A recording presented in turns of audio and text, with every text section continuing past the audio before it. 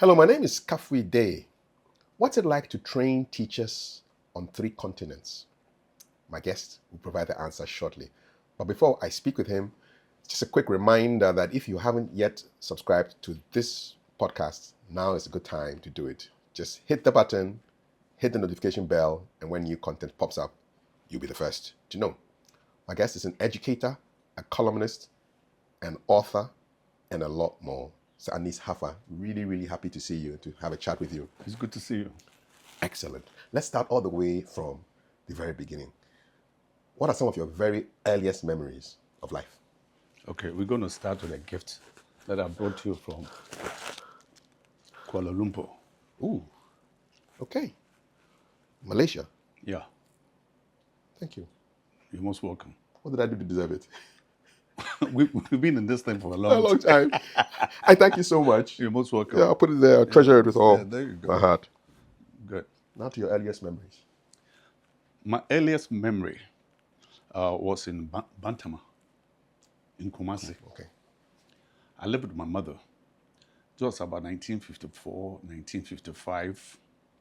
And that was the time of the Matimeho CPP uprisings. And Bantama was a stronghold for both parties. So Convention People's Party and political unrest. Yeah, CPP and Matimeho. That was the name of the party at the time, Matimeho, before it evolved into UP, Okay. MPP, and the rest of it. Matimehu in tree means what?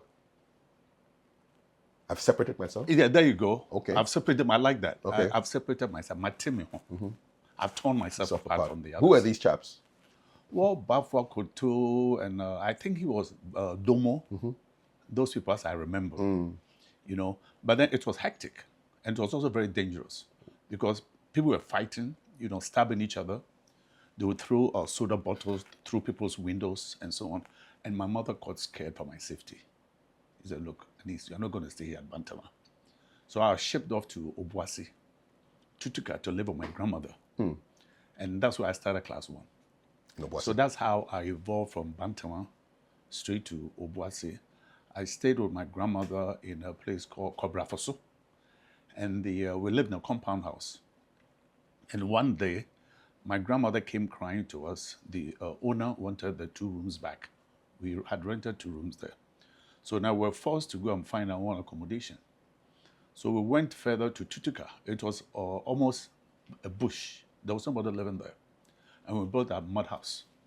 We started with 2 rooms, mud house. We brought some Atakwami people from the Voto region who came to build it for us, and they put zinc on it. So that was those are some of my earliest memories. And what I also remember is that when it rained, then we had frogs, lizards, they all came to stay with you because none of them wanted to be in the rain. So these are my earliest memories. But what I also remember is that we were quite self-sufficient. Those days, we didn't have any money. We used to have what they call farthing. I don't know if you've heard of it before. It's a British currency. It was a British currency. Farthing, half penny, and a capre. You know, it's a low copper coin with a hole in it. You know, when you go to school, they'll give you 2 of those. What was a hole for? For the aesthetics, I guess. A coin with a hole. It's a hole in it. Oh, you never saw it? No, I never saw it. Too young. Yeah, too young. And they'll give us 2 in the morning, penny for the rice, capre for the rice, and another capre for the meat. Capra is like a corruption of copper, I guess. Capre. Oh? I've thought about it. Actually. Yeah, copper. Yeah. Capra. I Capre. guess. Sounds Capre. like it. Penny. Yeah. So that was it. But then it was very an idyllic environment in the sense that we had no money, but we had the whole land to ourselves. So we raised chickens, we raised ducks, we grew plantains, garden eggs, stuff like that. So that's the environment that I grew up in. What was your grandmother like? Chalet. You asked about my grandmother, I guess good bumps. My grandmother was a very small person, very miniature, a very small human being. But she had a huge heart, you know, and she cared just about her children, grandchildren. But I remember something that she said when my first day of going to class 1. You know, those days, what they do is they wash you, you wear your khaki, but the khaki, they make it big enough to last you the next 2 years. So you can grow into it. So you can grow into it. So the khaki was wearing us as opposed to we wearing the khaki. And what they would do is that she would put powder on my face, for me to look good. But as soon as I left her, I wiped the powder because I thought I looked like a woman, a girl. I didn't like that. But what she told me, and I talk to my students about this all the time, she never went to school in her life. They migrated from Nzema to Elmina and then to Obuasi. I think they were selling salt. And that's where she settled. And her mother moved further up to Kumasi, the Zongo area, near the Roman Hill, and settled there. But I remember my first day of going to school. That's what she told me. She said, Anis, I'm going to speak Fanti now. Yes. We'll get the translation, don't worry. I was Anis, and you're there, you're here for. We're poor people. We don't have money. You are a crop. We only have one thing. On your casa na can. What we speak. The language that you speak. language. In the baby about Kobiano. Say Eka Fanta. Come on home so. No who they if papa. So wherever you go, speak the Fanti. And speak it well. So I didn't know you came from a good home. That was my morning blessing for my first class 1. And then she said something else too. And since I grew into education, I began to really respect her intuition. What she said was this: Kasibia wanyonkofo workano sua. So what can one sua? What can a santa sua? What can house sua? Na brofo so bomodin sua. They be ananas babobra. So whatever language that you get into contact, try and learn it. Try to learn to speak it. Try to learn to understand it and speak it. But pay particular attention to English. Because one day, that's going to be your vocation. You're going to be teaching it. Charlie, I was in class 1. And she was pouring these words into you. I'm telling you. So when I was teaching English in the US, I would tell my students what my grandmother told me. Because they didn't believe that I had come from Africa to the US, to California, Los Angeles, to teach them English. So anyway, these are my earliest recollections of my youth.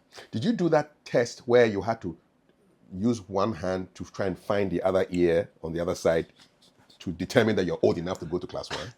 Did you do that test? Let me tell you this. That was every parent's nightmare because your fingers have to touch the tip of your ear. If not, you have to go back for a year and then come back. So the parents were there, hoping and praying that somewhere along the line, your fingers will touch the tip of your ear, and then you are qualified. So if you have short arms, you are in trouble because you have to go back and do exercises to stretch your arms. They'll be long enough to touch your ears. Yeah, how did you know? They did that to you? Not to me, but I know that the people of a certain generation, that was the test. That was our test. What was that? What was the idea behind that test? The idea behind that is that we didn't have birth certificates. They didn't know how old we were. But they wanted you to have a certain stature where it should not be too difficult for the teachers to groom with you. Now, these days, you have KG and the rest of it. Indeed. But those days, when you came in, you have to be tough. You have to be steady. And some of the activities that we're doing then will really confirm the need that you came in ready, a little muscular. I started class when I was about 7. I wasn't 6. Okay. And some of the guys were about 8 or 9. So we were big boys, so to speak. So you passed on the first attempt? I don't remember it, but they admitted me. So you must have passed. No Kululu back then, man. No. Parents were begging. Oh,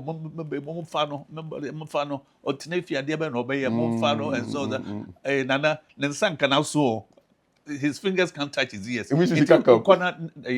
Next year, a year, I'm forgetting about next year. You come back again. Yeah. And they didn't want that because once you're at home, there's no structure. No. You are on your own. You do exactly what you want. And our parents found it very uncomfortable. Tell us about your mother. My mother. Let me tell you this. The first thing I will tell you is that I was my mother's favorite child. How did you know? I know. But she used to tell me. And my brother knew it, my sister knew it, and sometimes they would hold it against me. Yeah, because children will... Oh, yeah. My mother, I was everything to her.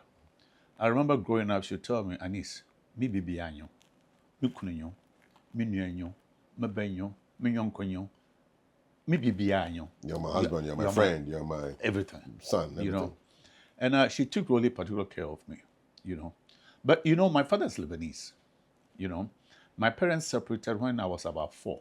Before you even went to Obuasi? Yeah, that's why I was living with my mother in Bantama. I must have been about 5, 6 thereabouts, you know. So what I remember is that she used to compete with my father for my affection. My father would cook some of the best Lebanese food, table to one end of the table to the other. List the kind of dishes that will be on that table. Yeah, you know, the Lebanese stuff. Hummus. A lot of stuff like that. Kafta, kibbeh, hummus, baba ganoush, all of that. But then my mother also competed with some of the best palm soup, katenkwine, granite soup, and the rest of it. So I lived in the best of both worlds, from my mother and from my father. But then back to my mother again. My mother was very stylish. You know, those were the days where she was very particular about how she dressed. She was very particular about the kinds of colognes that she used and so on. And then when she was dressing, I'll be in the room with her to make sure that I zip the back of her dress and so on. So we're very, very close, you know. When I had to leave her later, when I grew up, it was very difficult. In fact, she didn't want me to leave, but I had to leave. Yeah. Yeah. What did she do? What was her profession? My mother was basically a housewife, but she also had talent for cooking. So where we lived, later when we moved to Krofro, she would bake bread, and you could smell the aroma of the bread all over the community. And, you know, so she was handy that way. So that was basically what she did, you know. But then when we grew up, then we got her to quit so that we can support her financially. Indeed. How about your dad? What did he do? My father was a businessman. My father arrived in Ghana somewhere in the 1930s from Lebanon. He came in as a trader. And he had one of the largest spare part shops in Kumasi, in the KJT area.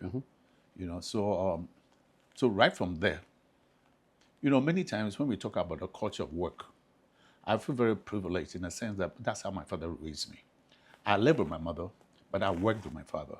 Oh, okay. You know, we lived in Krofro, and then during the vacations, I'll be with my father. And what he did was that he taught me how to be a man and how to stand on my own 2 feet. You won't believe it, from the age of 10, I was in class 3. From the age of 10, my father would walk with me from KJT to the post office, the Kumasi post office, to Standard Bank, to Barclays Bank, and to SCOA, UTC, all the companies that he used to buy materials from, tires, batteries. In fact, he also used to sell cars. So from the age of 10, I was with him, doing all these things. And then occasionally, he would send me to go and do the things that he used to do. So, yeah, I mean, you won't believe this. At the age of 10, 11, I will carry the sales for that day, for the previous day, all the way to the bank on my own, in a big brown bag. And my mother used to be furious because that was so much money, we could build a house with it. Yeah. Because this is a lot of money. You sell tires, you know, car, how do you call it? When people came to do, they used to do hire purchase. So they come and make those payments and so on. So a lot of money. It used to run into thousands of pounds. Were the thieves on leave? Can you believe it? Nothing happened to me. I did that for years. Nothing happened to me. But my mother was furious. He said, what if they hit him on the head? Exactly. Killed him because of the money? My father didn't mind her. Was the society less violent then? It was, yeah. This was the 50s, the 50s, late 50s, mid 50s, late 50s, and early 70s. Look, I had all of Kumasi to myself. Let's put it like this. You could go anywhere, and it was safe. And Kumasi was clean and green. We lived in the best of times then, you know. But nobody ever touched me. You know, now I wouldn't do it. No, I wouldn't get my kid to carry money from here to the gate. You know, but my father had that kind of confidence in me. I remember once he had sent me to the manager of, I think, one of the larger firms, UTC, I don't remember, to deliver something to the managing director. When I got there, the secretary took a look at me and said, "Small boy, what are you here for?" I said, "I'm here to see the manager." She started laughing. Nice. Said, "The manager is not here," you know. So I went back to my father and told him that I couldn't see the manager. I said, how come you did not see the manager? I said, the secretary told me he wasn't there. I said, look, did I send you to the secretary or did I send you to the bank manager? Rohi, hurry up, go back So I went with that kind of courage. So when the woman confronted me this time around, I stood my ground. I said, look, I didn't come to listen to you. I came to see the manager. And then the manager happened to open the door and saw me. Said, hi, Mr. Haffar, come. That was the first time I'd entered into an air-conditioned room. What was the feeling like? I was cold. So, he gave me a chair. It was like I was a business partner. Yes. But I must have been about 10 or 11. And I said, what do you like to drink? I've got me Sprite. Yes. Those days and so on. So that's how my father raised me. And when I travel around the world, I always remember him, the confidence that he had. Yeah. But there's something else too. My father sold cars, but he never kept one for himself. He preferred to walk, and then he walked with me, and we go through Prempeh the 2nd Street in Kumasi. Yeah, the high main road. Harper Road, yeah. And we were together, and those are some of my fondest memories of my father. What language were you speaking with him? Well, my father spoke broken English, so I'll correct him. and he didn't mind? I don't even remember. I don't even remember. So like he had problems with the TH sound, the. He would say ze, So I tried to correct him and so on. But he thought I was fun, What was his mother tongue? Arabic. Arabic. My father is Lebanese. Okay. Arabic. And then he was a bit, how would you call this? Slouched? Slouched. And I wanted to be fashionable, so I tried to be like that. He said, stop it, straighten yourself. I wanted to be like him. Yeah, of course. Really.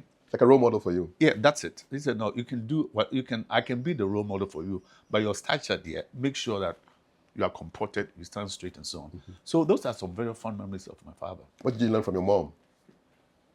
My mom just was caring and took care of me.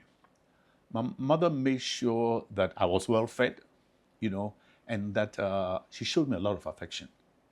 Anytime I saw the sparkle in my mother's eyes, my goodness, that was like I was in heaven. She would glow, And when I did something bad, he would say, I need some to him. How would he say, I'm shy of scolding you. Yeah. But this is not the kind of behavior that I expect from you and so on. So my mother she gave me a lot of love. And frankly, when I relate to my wife and my 3 daughters, that is whatever I imbibe from her, it's exactly what I try to pass on to them. Okay. Smile, she was glowing and so on. She was just happy to see me. That's it. Wonderful. Your first name is Anis. Anis. Who did your father name you after? My father used to spend half of his time in Lebanon. So when I was born, he got a Lebanese man by the name of Anis Kabalan to take care of me, to take care of my siblings. So when I was born, he chose the name for me. So I'm going to name you after this person who was so good to the family. Good. But Anis means sociable. Oh. Someone who's affectionate, who you can get along with, and that sort of thing. You live the name? Sometimes they tell me the names that you are given can mean a lot. Yeah.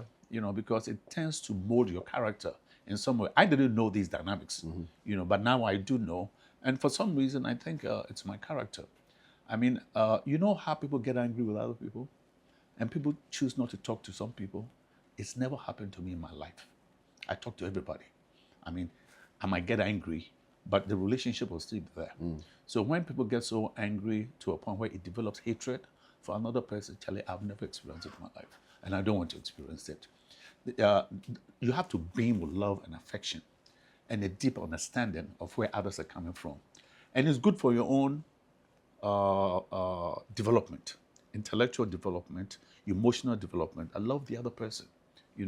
I remember what Pastor Otabo said once. He said, learn not to hate people, because the people that you are hating, they too are creatures of God. And this was something that I lived. So when he said that, it really tuned in quite well with me. I'm curious, do you have a Day name or another Ghanaian name? Kojo? Oh, you're Monday born? Yeah, okay. I was born Monday. Who calls you Kojo?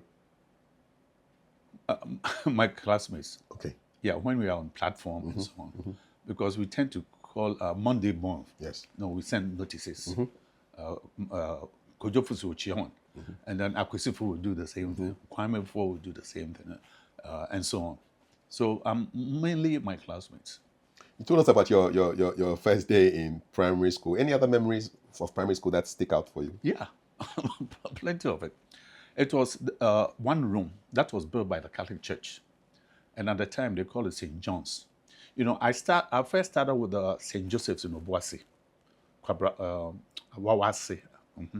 But it was crowded, very crowded. How many kids in the class? I don't remember, but it was packed. Packed, huh? You know, and so they built this other one, and I was one of the 30 who were selected to start that particular school. So it was one room with 30 students in it. I remember the number. It was just one room, no toilet, no water, nothing. But what I remember is that we were divided into 4 sections: section red, section gold, section green, and section blue. And we're given responsibilities to take care of the school. And what I remember is that we grew gardens all around the school. It was very small, but we had the pleasure of planting and watching nature, watching things grow. But it just happened that the goats in the area, You had other plans for your sweat. they would come in these particular plants that we grew. So we're able to identify plants that goats liked and the plants that they don't like. So we decided on milk bush, thick green leaves, and then yellow flowers, you know. And I mean, when you broke the leaf, you had a little Sap. sap, Yes. which was white. White, yeah. The goats didn't like that. They didn't like it. Yeah. So you observed that. Oh and yeah, then- yeah. You know what you call critical thinking. That was That they will eat this, they will eat this, but they won't eat that. So what do you do? The process of elimination. That's what you want to grow. But even before that, now this is the age when I was about 7. We would go into the bush and cut bamboo and build walls around to protect our garden. Actually, we were small and we were in the bush. We cut lasses, you know. You didn't meet any snakes? Do you know something? For as long as I lived in the bush in Obuasi, I never saw snakes there. And for as long as I lived, or even as a fancy film, I never saw snakes there. But guess what? I have snakes come to this house. I have snakes come to the room sometimes. You know, because when we first moved in here, this was bushy. Yes, it was. So the snakes that I lived with are right here. And so occasionally one of them shows up, you know. But then, Just passing through. yeah, they're passing through. But even that in the bush, I never saw one snake. Isn't that something? It's something. It's ironic. All the snakes that you didn't find, they were right. They're here. We guys see That's it. You learned a lot while you were in primary school. Yeah, Do you remember any of the teachers from primary school? not really. But what I remember is the teacher who taught us to read. Those days, I doubt very much that most people didn't speak English. No. So we're taught to read and write tree. So your education was done in tree, In tree, yeah. and you used that. Yeah, to learn. I mean, occasionally they would toss in a couple of words in English and so on. But basically, we started by writing the phonetics. A, B, D. And B, B, A, Ba. Da, A, Da. That's, so the sound, that's the first time it occurred to me that we can hear something. Yes. And you can write the sound Of what you hear. of what you hear, what is represented. So I started reading quite early. Are you amused that the mother tongue education debate has come up again? Let me, you know, my work has taken me all over this country. And I remember I was in Shama, Western region. Western region, to do some teacher training there. When I went to a particular classroom, the teacher was absent. And the kids were there, they looked at me and they were very timid. And I said, how are you? Nobody responded to me. Where's your teacher? Nobody responded to me. Then I realized that I have to switch. And I'm saying, one more thing then, yeah, We're fine. yeah, we're fine. What teacher went? Oh yeah, and one bit you might. They gave you more information. Yeah, it's details. Yeah, More and then- details. And then, you know, I wrote about this, that the mother tongue is it's how it's like a springboard. It's the first port of call, the language that your mother speaks with you. That's who you are. Your culture is based on that. So that part became very, very important to me. That whatever district that I was in, whatever region I was in, I'll pay particular attention to those who are teaching the local language. But the issue is this, not too many people can teach it.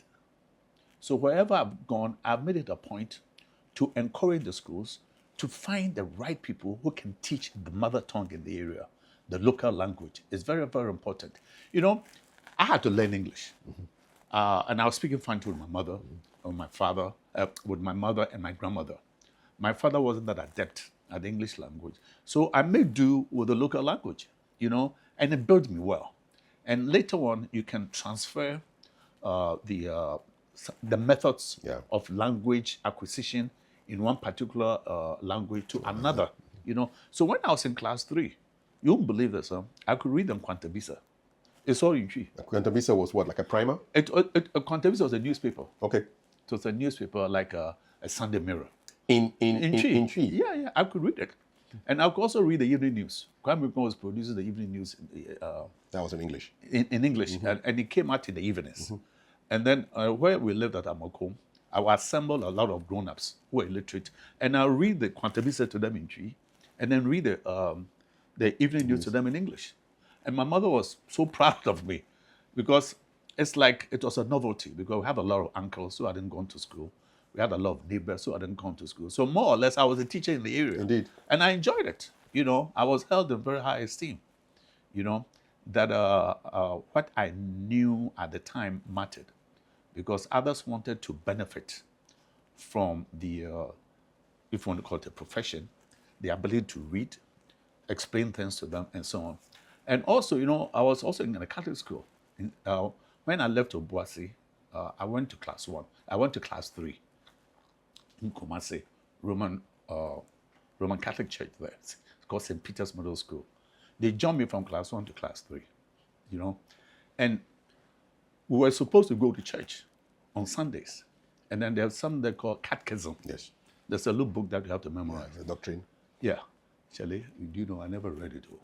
But because I was so articulate, the first thing the teachers would do, they'll give me the book, assemble the students, and test them if they had read it. So by reading and testing them, I got to know the catechism. The catechism without actually sitting down to read it and learn it. That's it. And then, you know, it's like, then many times I sit and realize that this is the work I was born to do. It was never my intention, you know, but I enjoyed it. But then it wasn't, when I was in school, I wasn't training to be a teacher or any such thing. You were asking me about my first degree and so on. Yeah. That wasn't, education wasn't part of it at all. Before we talk about secondary school in Fansipim, briefly, what do you think you've learned from primary school that has stayed with you till now? The ability to read and write. That was very important to me. And again, the teachers, you know, the teachers would set me up.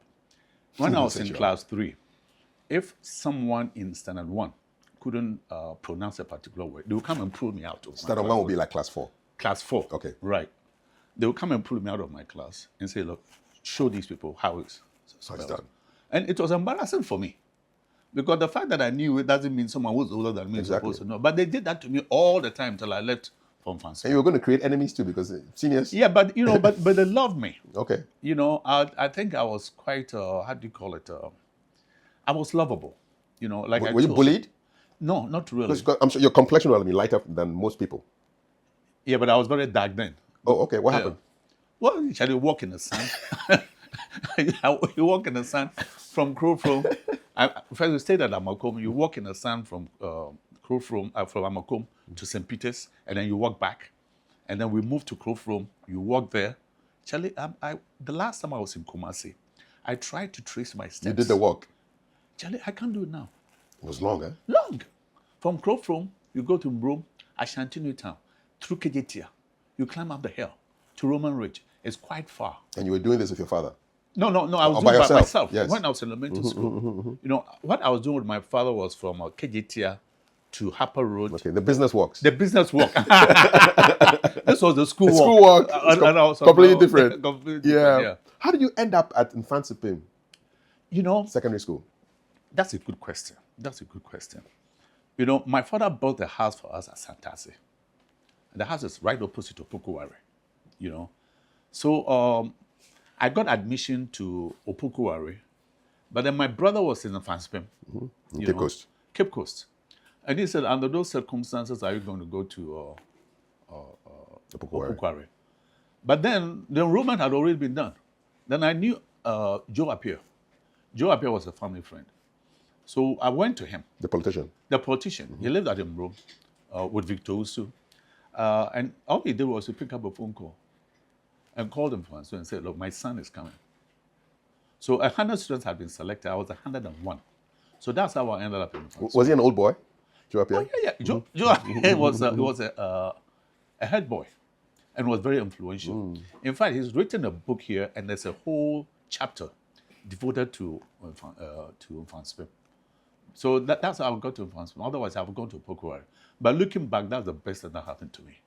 I would not trade in Fanspe for any school in the world. I mean, for all the institutions that I've been to, someone will ask you, where did you go?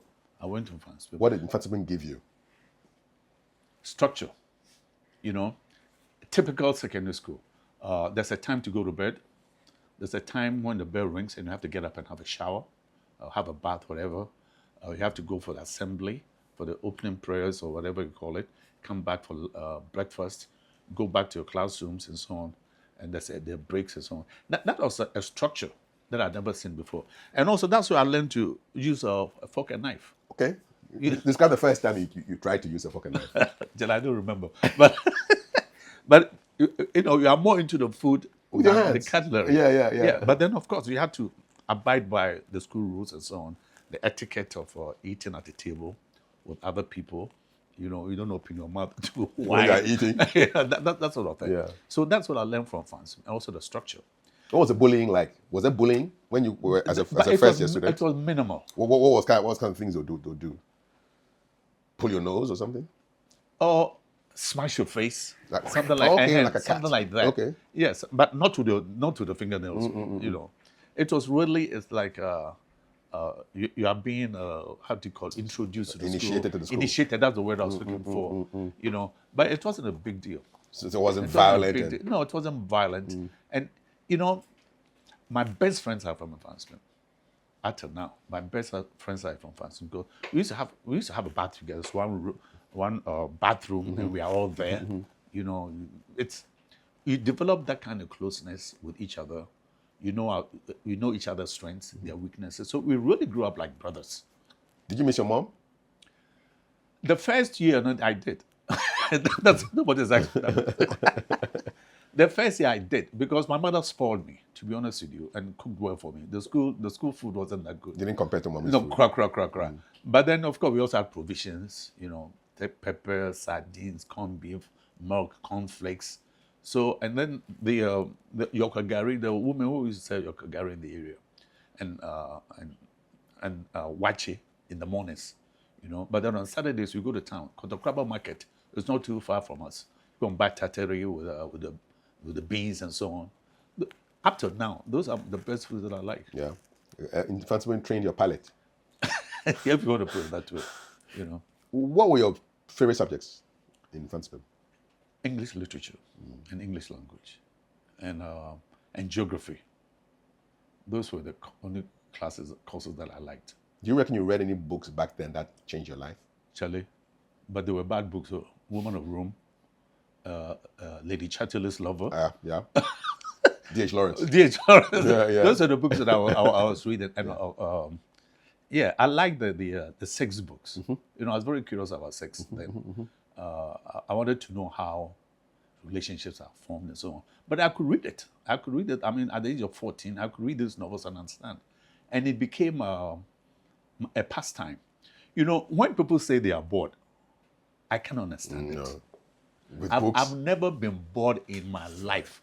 I might get restless, but bored, my goodness. I mean, if you look around here, I have every good book imaginable. This is for me is heaven, man. Yeah, so for me, boredom is not part of my thing at all. When people come about they are bored of this, they are bored of that, I said, look, you need to find something to do with your time. That's it. And what better engagement is there than look at how the greatest thinkers have thought?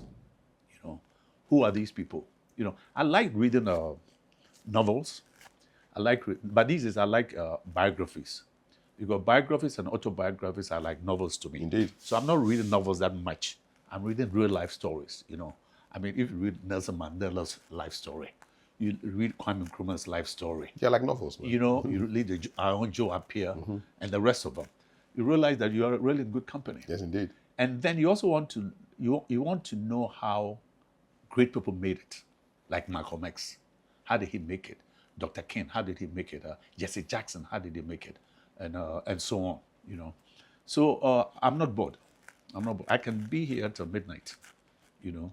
I leave my wife alone. I come here, and I can stay for as long as I want. The place is quiet and so on. So I don't get bored. I refuse to get bored. And also, when you add the other dimension of writing, you know, writing is quite complementary with the love that one has for the language and so on. So I don't borrow books from people because invariably I'm going to write in them. So every book that you see here, somewhere along the line, if I see a phrase that's catchy, I will underline it. If I see a paragraph that can lead me on to pursue another subject alongside what it is that I've seen there, I mark them and so on. When I say a particular word that I haven't encountered before and so on. So this is really like a factory. You know, I buy books to use them. It's a mind factory. It's a, if you want to put it that way. Yeah. Also, you went to Infantsville in 61 and you left in 66. 66. The year of the coup. Did you leave before or after the coup? The coup was in February. 24th February 1966. Right. Where were you? I was in Infantsville. You were in school when the coup happened? Yeah. We ended in June. The of 66. 66. So how did you hear about the coup? You know, Infantsville was more or less the teachers. Battles was an MPP person. So you back then it was what, UGCC? UP. UP. Yeah, UGCC had gone. Yeah, Buzia's government. Yes. Buzia was also from Progress. PP, something I don't remember the names right now. And so some Fansim was oriented that way. And Joe Appiah was part CPP, but eventually he left them. And then one of our headmasters, Brantford, these were all MPP people. Okay, so there were opposition to the current government. Yeah.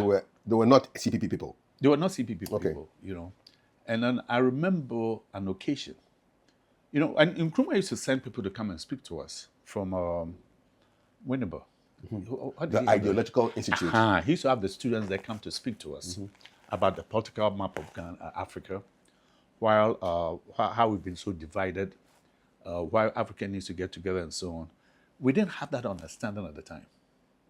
All we saw was this person wanted to control how things work on our school side. For example, I'll give you an example.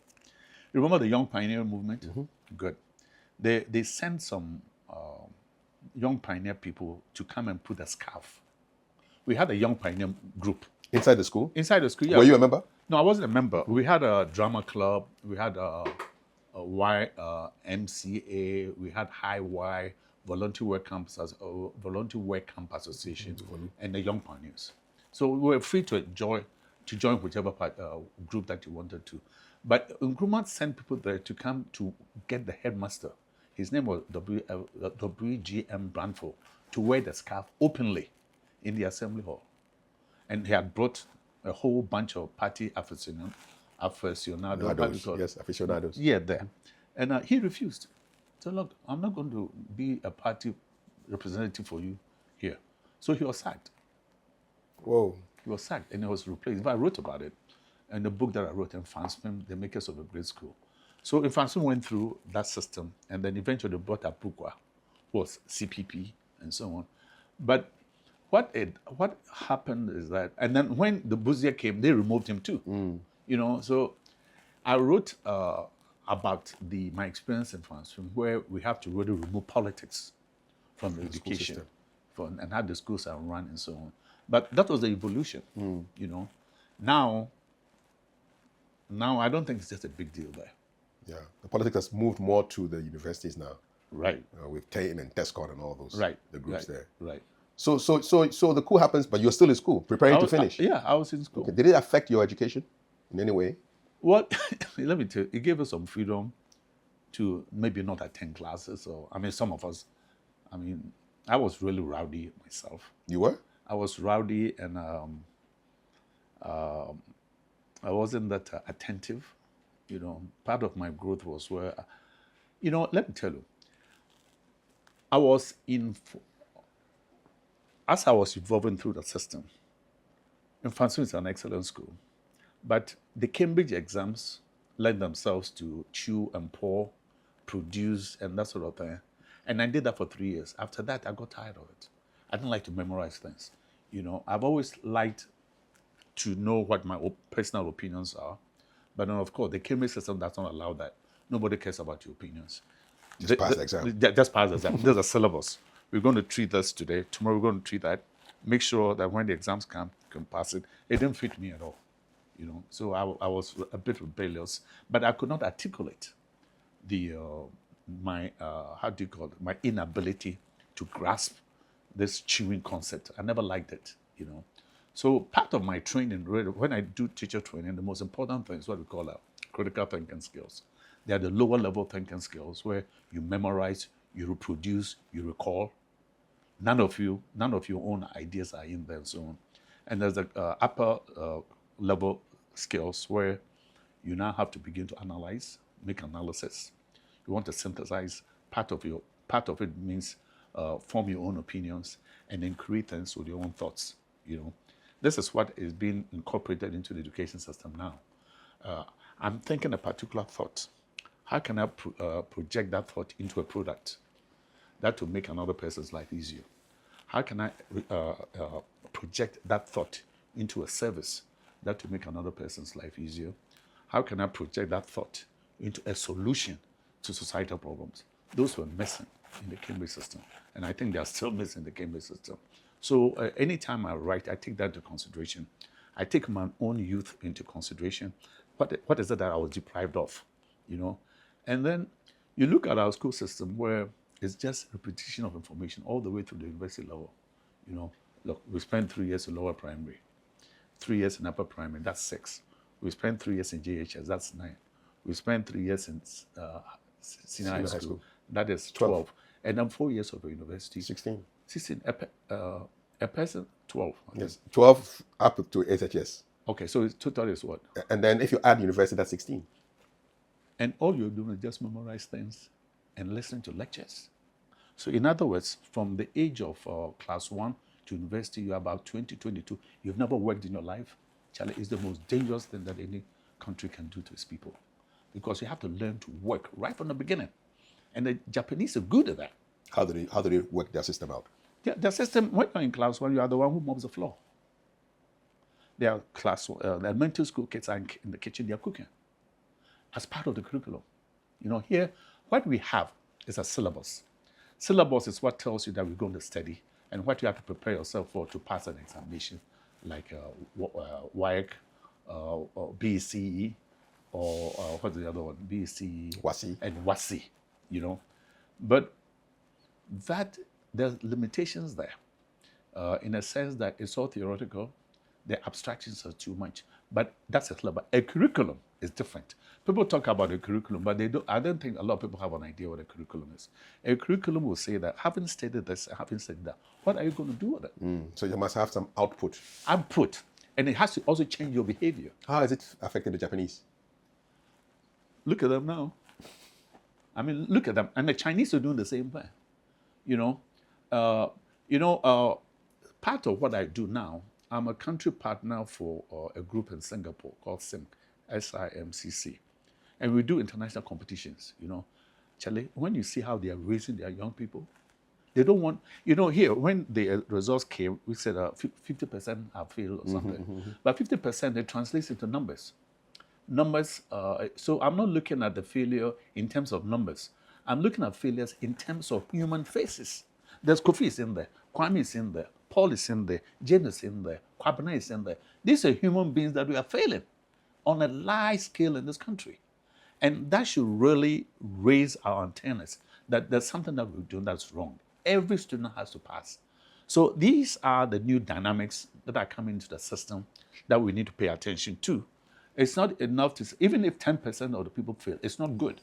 Because people. They are people. They are people's children. They have ambitions. If we are lucky enough to trace them, they have dreams, There's something that they can provide to society because as far as I'm concerned, everybody is born gifted in some way. But since we don't know what these gifts are, we mainstream everybody. And in the process, a lot of people fall by the wayside because we never recognize them for who they are or who they could be. Could be. Those are the issues that we have to address in the 21st century in Ghana. Let me take you back to the concept of learning how to work from as early as possible. You hear the experts saying, for example, these children of cocoa farmers who help their parents to work on the farms, they now start talking about child labor. And so I am sure that people say, but how can you have people working at an early age? Is that not child labor? Is that not exploitation? What's your response to people who That's speak a like that? very good question. Then in that case, I was a child laborer all my life. Because whatever my father did, I'll do to them. Yeah. You know. But then we also have to make sure that children are protected. See, there are two sides to this. Protected in the sense that they have at least 8 hours of sleep. That we clean after them, or they are able to clean after themselves, and that they're able to eat well. If you can give them breakfast, lunch, and dinner, it's very important. That's what Southeast Asia is happening right now. They don't do things for the children. They make sure that children do things for themselves. But they are raised in an environment where there's absolutely no abuse. You know, the thing is this: we don't want to abuse young people, because once you abuse young people, then you destroy them physically and emotionally. So if it's forced labor, now that's a problem. But I'll tell you this. There was a training that I was doing in Nkwanta, North and South. And I realized the teachers were complaining to me that I was there for a long time. They were complaining to me that on Thursdays, the parents don't let the children come to school. I said, where are they? They go on the farms. And I said, that's fantastic. That's great. Because they are going to learn photosynthesis. They are going to learn crop rotation. They are going to learn how to grow yams and cassavas. So we have to take the school there. Exactly. I said, this is like a lab. It's like practicals. Yeah. But then, you know, we've been groomed not to do hard work. You see, let me be honest with you. Look at Ghana. Everybody who's done some degree wants to be in an office. Because that's why we've been groomed by the British. The British were very comfortable because they had people to serve them and so on. So when they were replaced, the people who replaced them became just like them. Black British. Yeah. More British than the British. That Kwame Nkrumah used to put it that way. More British than the British. Because people are not used to working. So that's what I was saying, that if you spend that number of years up to the university level and you've never worked a day in your life, and you give that person responsibility, my goodness, how are they going to carry it out? It's not going to work. They've never worked before.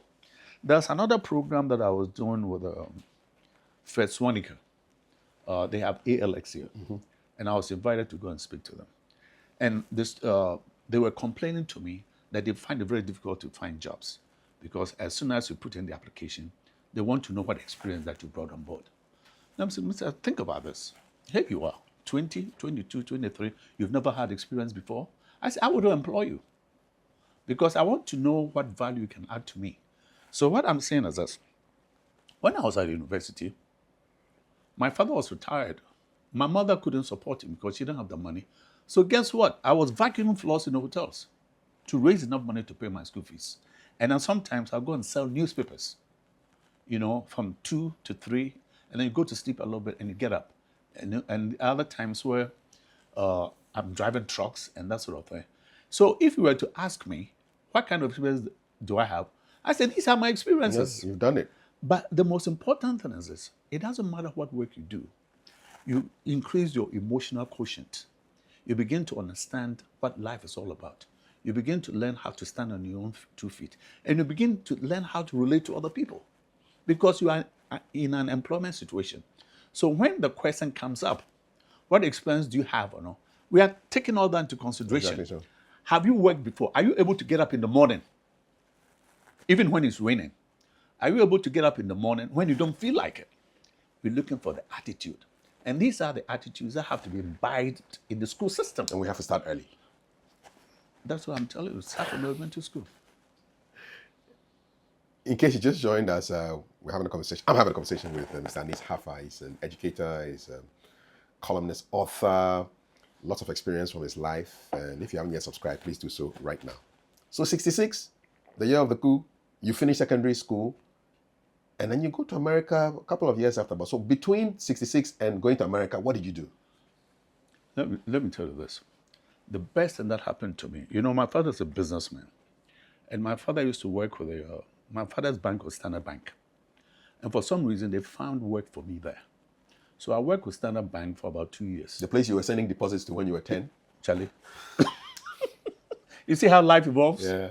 So they found a place for me. So I took a break from the academics and went into the School of Business that way. And that's where I was there for about 2 years. And then the bank decided to open a branch in Gosu, in the Haffar region. Right. And I was one of the people who was selected. I was selected with someone else and with a couple of Europeans to go and open a branch there. So you went to open a branch? Yeah. Nice. But I'll tell you this. I went and told my mother that I was being transferred to Gosu. And he said, "You've been transferred where?" I said, "Gosu." He said, "Do you know where Gosu is?" I said, "No." He said, "When you go there, where are you going to live? Who's going to wash your clothes? Who's going to feed you?" She still wants to be doing all that stuff for you. He said, don't mind them. You're not going anywhere. So I decided not to go. But when I went to work the next day, there was a party for me. A farewell party. Then you are going to go soon. So what was I going to tell them? No, stop the party. No. Because my mother has told me not to go.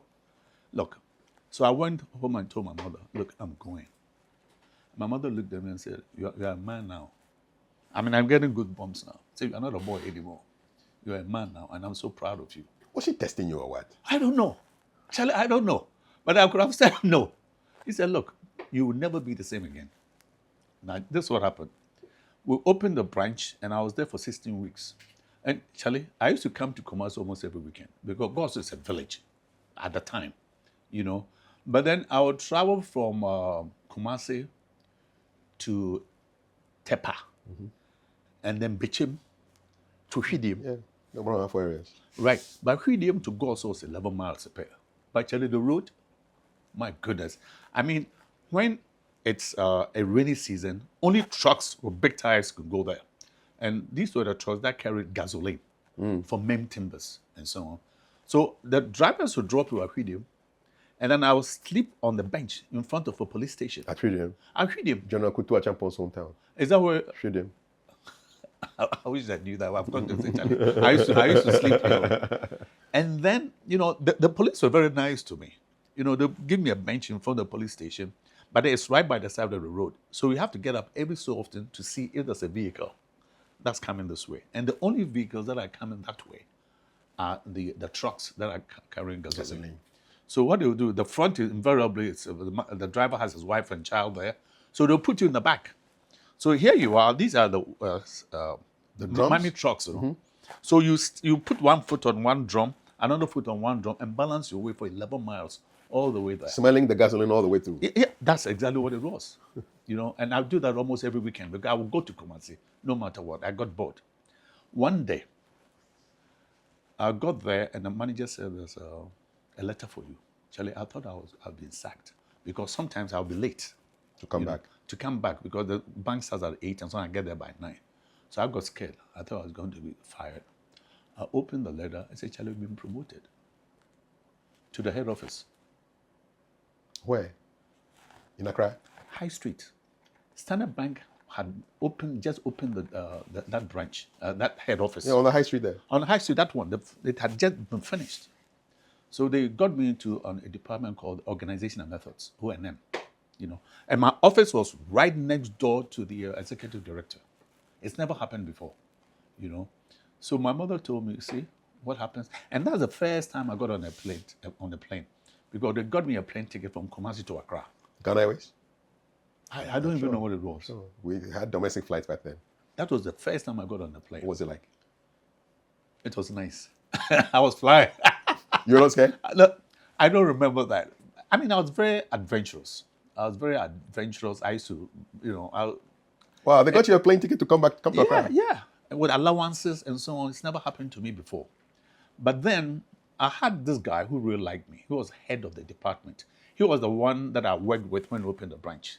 So he was opening other branches and wanted me to be with him. That's how I got into that position. But when he was being transferred, he told me, "Look, when I leave, these people will make your life miserable. So I'm going to find a new job for you." So he got me to work for SAT, Standard Bank, Swiss African trading, a department called Borrow's Machines. We used to sell accounting machines and electronic calculator. That had been first introduced into the country. And then I did that for about a year. And then my brother was in medical school. This guy here. I was at UCLA Medical School. California. In a medical school. So he came to visit Ghana, Charlie. I'm coming to take you with me. So that's how he arranged my visa and the rest of it. So I left. And I went to California. That was in June 1972. And then enrolled at a school called Los Angeles Southwest College.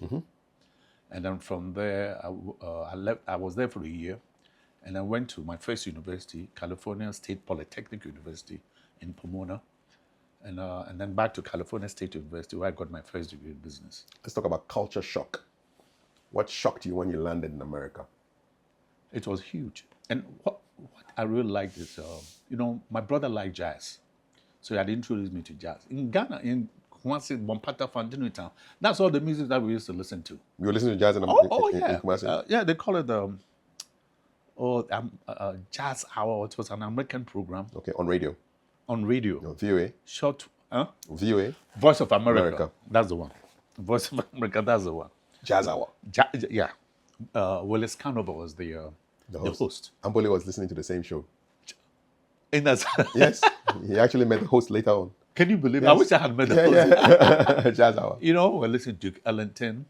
Charlie Parker. Count Basie. Ella Fitzgerald. Sarah Vaughan.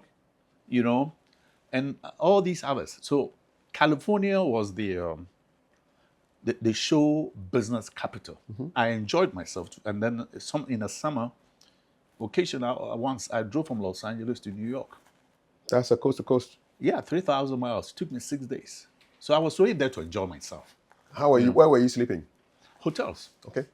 Check in, sleep. Yeah, not expensive hotels. So, like motels? Yeah, that's right. $19.99, $29.99, stuff, and so on. But it was quite an experience. Any encounters with the police on the way? Yes, in Texas. In Texas, I think I was with a friend of mine.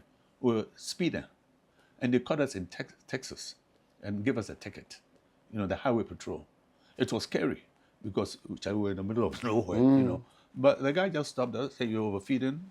Got out the license, the registration of the car, just give us a citation, and just moved on. How did you pay the money? Oh, you pay by mail. Okay. You put a check inside and then send it off. Yeah, I mean the whole system is tied in. All the patrol system, the citation structures, they're all tied in. So it doesn't matter where in the U.S. you are. If you owe a ticket, it will reflect on your driver's license if you're going to renew it, or if you're going to renew the car, because the registration of the car is also part of the details on the citation. So your first institution you attend in America is Los Angeles South College. Los Angeles Southwest College. Right. What did you study there? That's where Wesley Snipes was. Oh, the actor. Yeah. Okay. But then he's much younger. But that's where he also went to. Why did I stay there? Good question. I had some basic knowledge of accounting because I worked in a bank. So I studied the basics of English, sociology, but the most important courses that I took were accounting 1 and accounting 2. And the reason I did that was because I was tired of mopping the floors. You know what I mean? And selling newspapers. I needed something that was a bit graded. And those are the jobs you're doing to raise money to take care of yourself. Right. So I was there for 2 semesters. I took accounting 1 for the first semester, accounting 2 for the second semester. And as a result of those 2 courses, now I can work as a bookkeeper. So I was making more money in a better situated office than the mopping that I was doing. So that was what was your question again? Yeah, what you studied in the Southwest College. So basically that, and then I went to the Capoli University, California State Polytechnic University, because Southwest was a 2-year college. So I had to now move into a regular university. So I used my, the grades that I had in the junior high school, in the junior college for that. So there, one of the courses that I studied there was called data processing, DP. That was long before Google and the rest of it. That was also a turning point in my life. That's where we use Fortran, COBOL, Early programming languages. X basic. Charlie, I never understood the stuff. And that's when they had punch cards. Yes. Charlie, I would leave Los Angeles. I used to drive 36 miles from my house to Los Angeles to Pomona, Capole, and then I'll stay the night there. Because once you get involved with the, how do you call it? The punch cards. The programming of punch cards, it takes the whole day and the whole night, And for some reason, I got a B. I had no idea because Mantia said that. But you still got your B, man. I never understood it. But then there was also a turning point in my life. When I started teaching, and I got my first desktop computer, things have changed. Now, instead of the huge mainstay type computers with air conditioned rooms and so on, right at your desk, every information right at your desk, you had access to how you're going to develop your own teaching and learning materials and so on. And that changed my life. That's the beginning of Bill Gates, Microsoft. That's the beginning of Bill Gates and Yes. Steve Jobs. Yeah. That's the best thing that those guys did. And you were there when these things happened. This was 1980, in the 1980s. Yeah. So I got my first desktop computer, and I was never the same again. In fact, right here in this office, some of the teaching and learning materials that I used to prepare to teach school, I have them here. See, once it's in a computer, it's yours forever. When did the switch happen from business? Because you did business admin, accounting. When did the switch happen? Again, I studied business because I wanted to be a businessman and make a lot of money. Like your dad. That's it. He never went to school though for that. But he still made money. Yeah, he did. But I'll tell you this. When I left college, I was writing for newspapers, magazines, Features? No, just Articles? magazines. Some of a magazine called Hustler. It's like a Playboy magazine and so on. I was writing about African history, Marxism as it relates to Africa and that sort of thing. But the money was not enough. So a friend of mine came to me and said, Charlie, they're looking for people to teach English or Los Angeles Unified School District. Would you like to go and check it out? And I said, hey, I don't know. I never thought of myself as a teacher. But I went and did it anyway. But they would test you. It doesn't matter what degree you have. They will test you. So I think I was tested in mathematics, English composition, and writing skills. And I left it at that. About 2 weeks later, the phone in my house rings. I said, Charlie, you passed all three. Would you like to come for an interview? I said, oh, Lord, these were troubling me for nothing. So I went for the interview. Now, when I got to the interview, there was a young African-American lady who was conducting the interview and wanted to know if I wanted to teach full-time or part-time. And I said, look, I want to teach part-time. He said, well, you have to think about this. Because if you teach part-time as a substitute teacher, there are no benefits. However, if you teach full-time, you have insurance for yourself, for your wife, for your children, dental, eye, and so on. It was so appealing. I opted to do the full-time. She made the case, man. Charlie, my wife was pregnant at the time, and we just bought a house. So I needed the money, You know how they say that you have to follow your passion? I had no passion to follow, but I followed a necessity. Yes, take care of your family. Yeah. And out of that, evolved into what it is that I'm doing now. Were you married in Ghana before you came to America? Oh, yeah, I met my wife when I met my wife, I was 29. Okay. She was 25. She was at University of California, Los Angeles. She had just come from Kwame Nkrumah University of Science and Technology. I was there to do a master's degree in urban planning, and I was in a state university. But that's how we met, and we've been together ever since. So you take the job? Yeah, I took the job. But then, because my degree was in business, now I had to go back and do courses in English literature and in teaching methodology. Because you have to get certified, right? You have to be certified. I got in there with what they call an emergency credential. But now you have to make it good. You have to make it good by making sure that you are not positioned professionally where you are credentialed as a bona fide teacher in English. So I had to take all those courses in a graduate school. That was when I realized, Charlie, this is the work that I love, because I loved reading. I was teaching literature, I was teaching communication skills, I was teaching, one of the courses that I loved teaching was called pleasure reading. And this was you are not reading to test people. No. You are reading to get people to begin to understand that reading matters. And that whenever you have time, you want to begin to relax, get a good book, learn something out of it, and develop concentration That part of it was very, very important. So what I did was that I got each of my students to have a reading list. But then I had to also demonstrate that by modeling what the reading list is. So I too have my reading list. So for the whole 1 hour, all we were doing is reading. And then it infected me in some way. So as I speak to you now, the day I don't read, then I get a headache. Actually, I'm missing something, you know. But then what I liked about it for students is that some of those students had not even read for 5 minutes continuously before. Some have not even read for 10 minutes continuously before. But then what you do is that you pace it, where you start small. I like that. What we call guided practice. You get them to read for 10 minutes. And they chill. And then they chill a little bit. Next time you get them to read for 20 minutes and they chill. Sometimes you get them to read for 30 minutes, they chill. And now they can read for a whole hour. Pacing them. And they don't need you anymore. That's it. They're done. That's one of my best experiences in life. How I can get young people to learn to concentrate. Concentration, especially today, where people look at videos for 2 minutes and they have to flip the channel and see something else. You know. What I learned for myself is the ability to concentrate. I can be here and read for a whole hour, 2 hours, and enjoy it, you know. And I think people who don't have that ability are missing out. Because, Charlie, we have 24 hours in a day. Yeah. You slept for 8 hours. You have 16 hours left, and I'm more. What are you going to do with it? Good question. As you were becoming a teacher, who mentored you in the States? Now, that is what I like about the American system. They are, since I was in a school of education, what they do is that they have mentors who come and guide you in practice. Good. And then at the school site itself, there are those who also come to guide you. But they guided me for about an hour, about 1 year.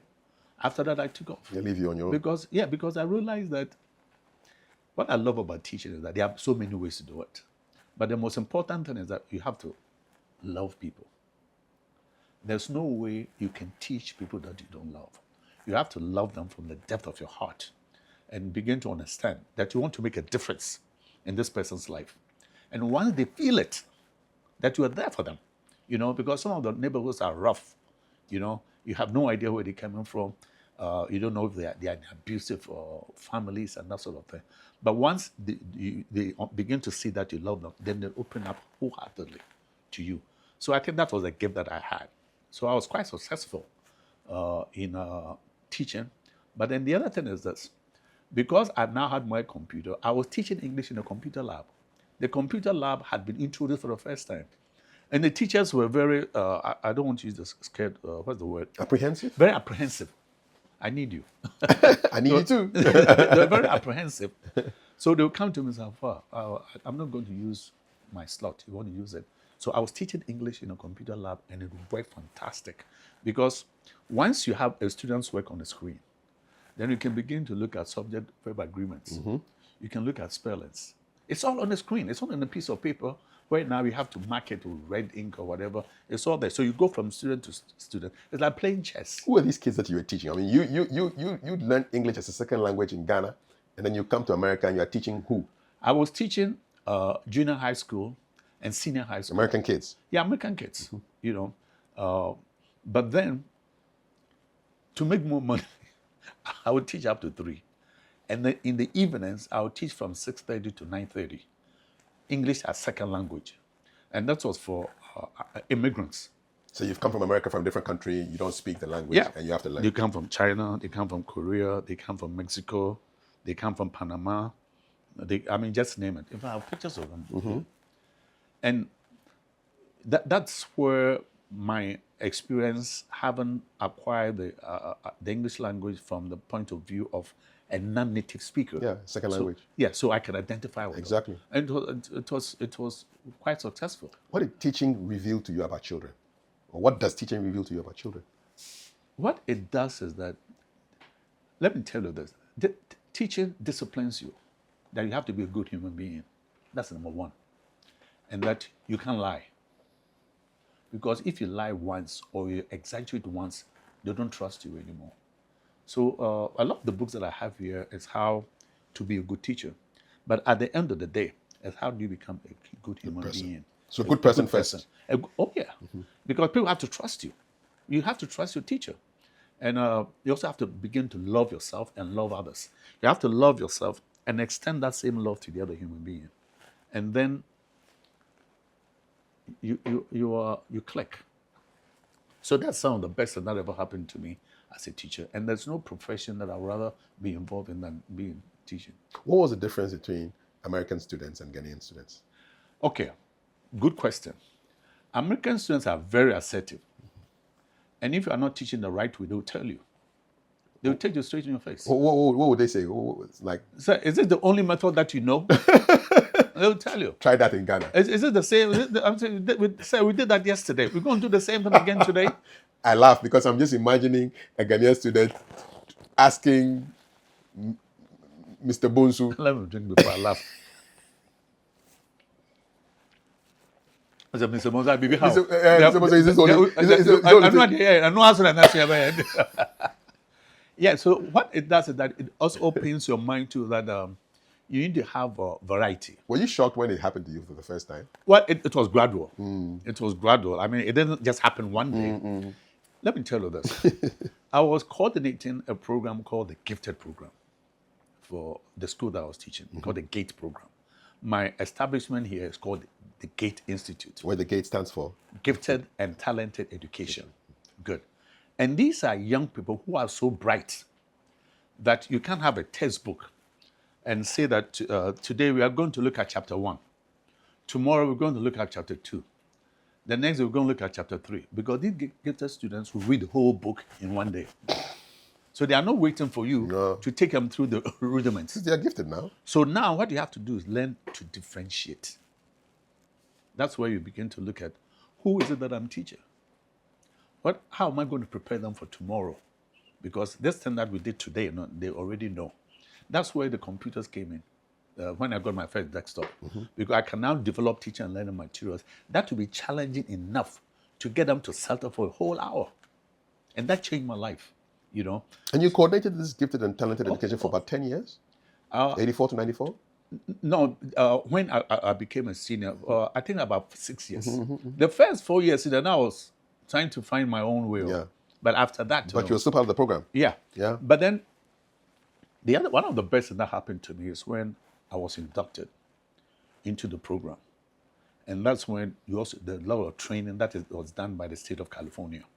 So, I would go to courses in Sacramento, San Francisco, Long Beach, Sacramento, and I'll take my wife and kids with me. They'll pay for all that, because the important thing is this: how do you learn to differentiate? But I'll tell you this: that was a time where Silicon Valley was beginning to be developed. Yes. And there was a lot of competition between the state of California and the state of New York, because the state of California wanted businesses there, but then they wanted to prepare young people who are creative enough so they can be absorbed into the system. Lee Kuan Yew did the same thing in Singapore. He realized that by developing a certain core of thinkers and doers, it will attract businesses there. California was doing the same thing. I think they must have learned that from them. So we wanted to just raise people who were not just common thinkers. We wanted what we call uncommon thinkers. We didn't want to mainstream everybody. What we do here is that we are all thinking the same way. Straight jacket. Exactly. We are all thinking the same way. We are all doing the same mathematical problems. We are all doing the same compositions. We are all doing the same thing. So there's no creativity anywhere. Gifted program was different. How do you target everyone so that I begin to know exactly who you are, and at the end of the day, try to identify the work that you were born to do. The work that you were born to do is not in the syllabus. The work that you were born to do is part of a curriculum that wants to look at the behavioral changes in you that will make you who you are. How do we keep bright students? Or the converse is, how do we lose the bright students? You lose the bright students by, I think Fansun lost me after Form 3 because I wasn't challenged enough. I got tired of memorizing, so I stopped memorizing for them. But there's something called differentiation. Now, you also want to even take them to places where they can begin to see organizations at work. You took the kids to... Oh, yeah. Where did you take them? Take them to the Los Angeles Times. You take them to the museums. You take them to all kinds of places. You take them to particular establishments. It's part of the education. Yeah. Mm-hmm. For them to see that the world is not bounded by the four walls in the classroom. Mm-hmm. The world is much bigger than that. The world is not a square box, you know. And then you also take them on an excursion to do photography. Basic things. You get involved with them in speaking skills, international competitions. I mean, not international, local State. and national and state competitions and so on. And so that's what it was. But I will tell you this. There was something that I did, and I wrote about it. We're doing what you call cooperative learning. And sometimes I try to introduce that. Cooperative learning is this. You know how, look at the WASI. Everybody's in a little box, trying to figure things out for themselves on their own. But the work doesn't work like that. No. The work, like what you're doing, the work works in a group. So we're teaching cooperative learning where you can divide people. And in fact, some of the programs that I'm doing in Singapore, Malaysia, is that they will bring a kid from Mexico, Brazil, Ghana, and maybe China to work on a certain project to see exactly how we can bring an international outlook to the way the children think. Now, in my situation, you get them to work in groups and then do presentation in groups, because the assignment that I give to group 1 is totally different from the assignment that I give to group 2 or group 3 and group 4, because we want to raise them differently. Now, what happened once was that's when I was a coordinator of the gifted program. We got an invitation by the Yale University that they were looking for students to be part of an internship for a research program in New Haven, Connecticut. Were they looking for university students?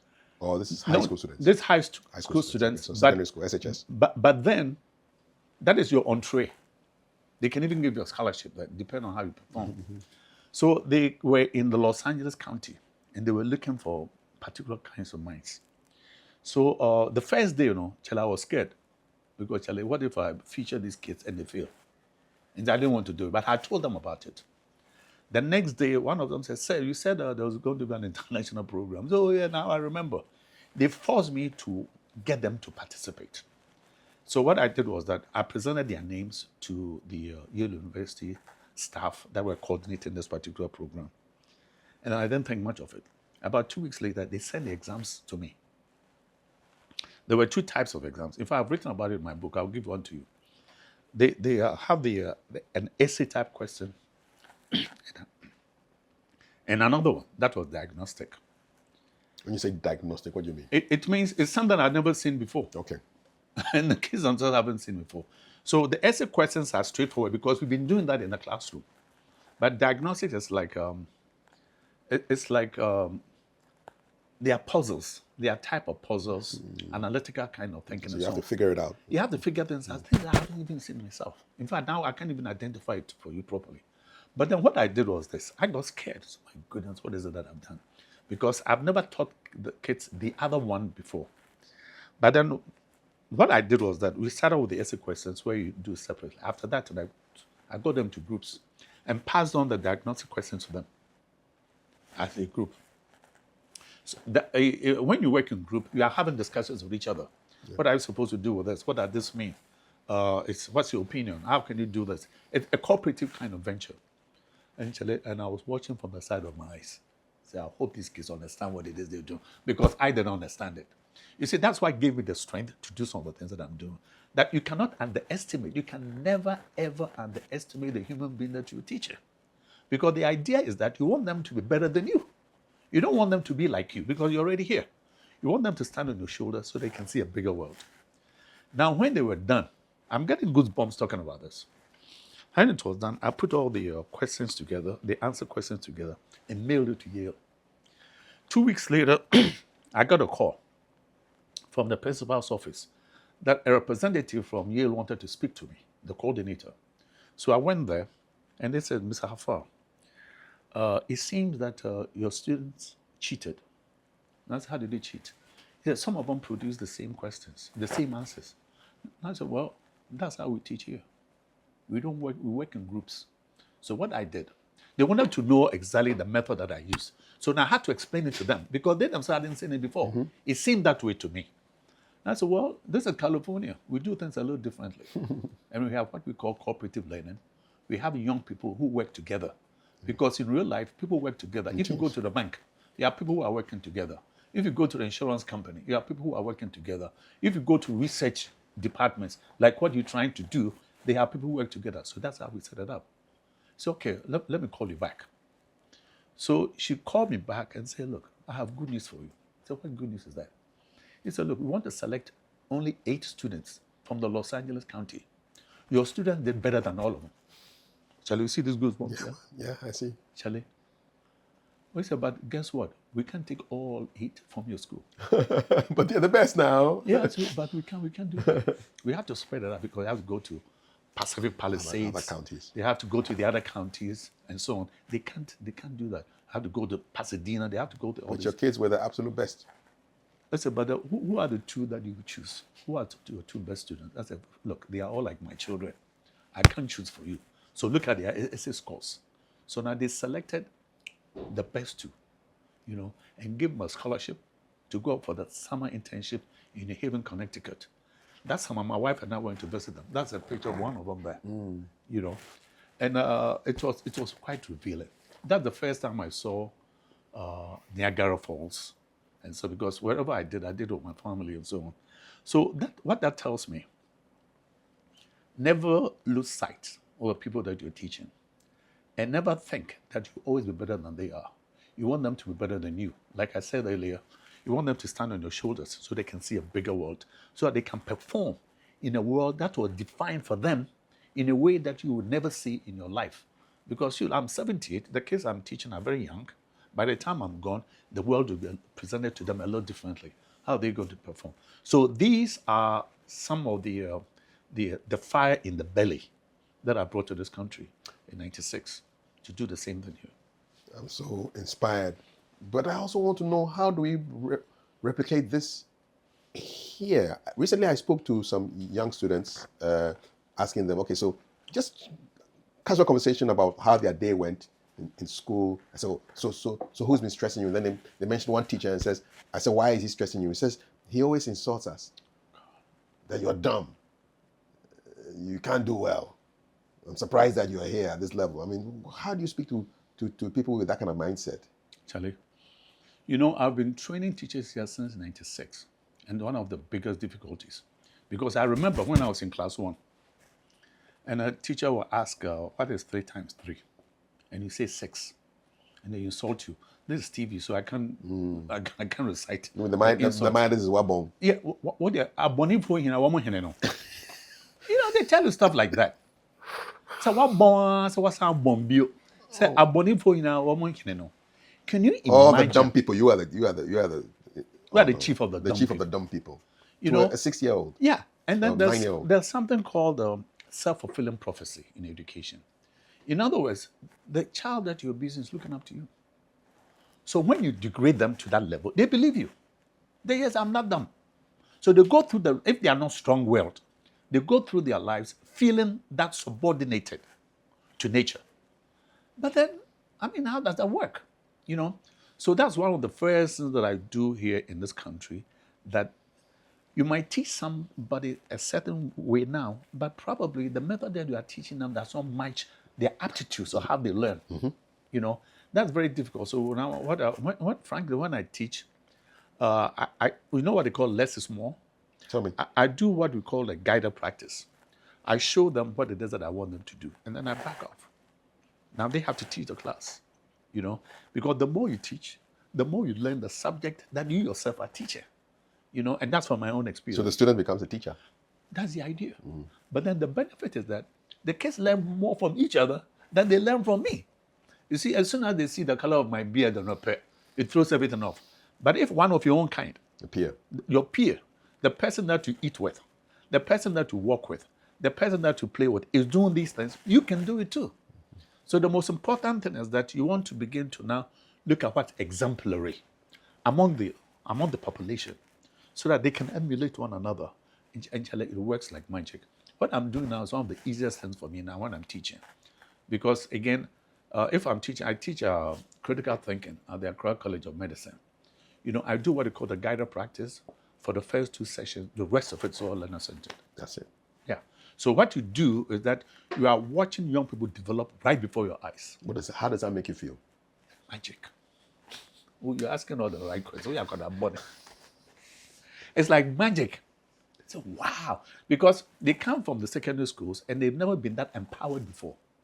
They've never been put in the spotlight. Some haven't even done presentations until they got to university. But then you start off part of the guided practice that you teach them how to do the PowerPoint presentations and so on, and then speaking skills, the sort of thing that you do, how to carry yourself, how your voice has to be heard, how you don't want to speak into your throat, and all of that. So you work, and also body language.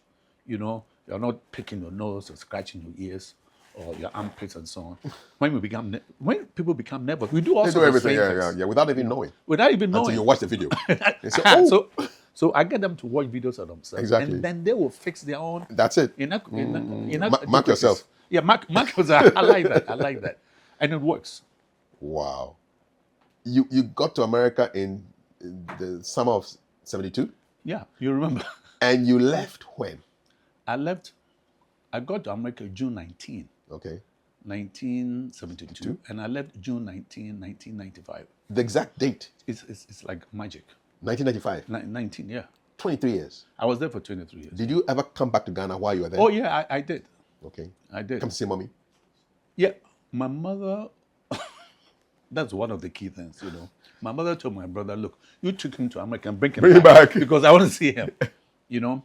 But then when I came, let me share this with you. I came to visit, when I came back and I saw my contemporaries at Legon, KNUST, and I couldn't believe the luxury that they were living in. They had people clean their rooms for them. The books were free. The tuition was free.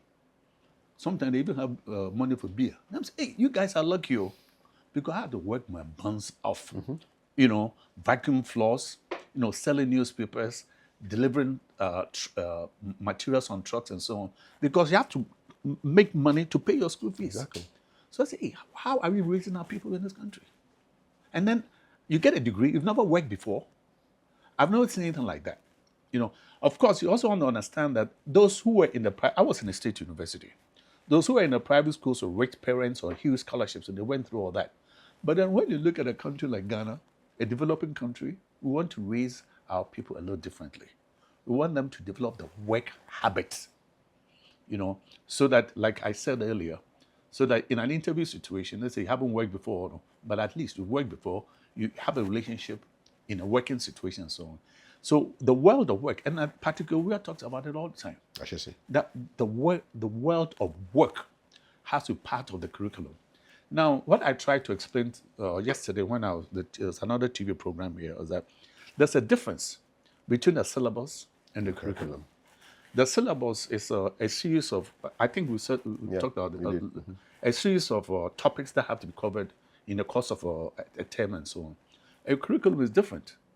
What are you going to do with what you're learning? You know, and that brings me back to the International Baccalaureate Program. You know, I'm chairman of the board of governors of TAM International School, and they have the examining board is the IB. There's a component in the called CAS, creativity, activity, service, which I've written about quite extensively, that has to be incorporated in our education system. And what that means is this. The part of the creativity is that what is it that you're going to do that you can even sell to make a little money so that you can now provide a service. Now, after, you know, sometimes we do a lot of programs, you know, beats, caverns, shows, and so on, just to collect some money. And then these kids go into the villages to build schools. These are teenagers who go to villages and help young people who are less endowed financially and intellectual than they are. And sometimes I go there with them, you know. So they go and live in the village.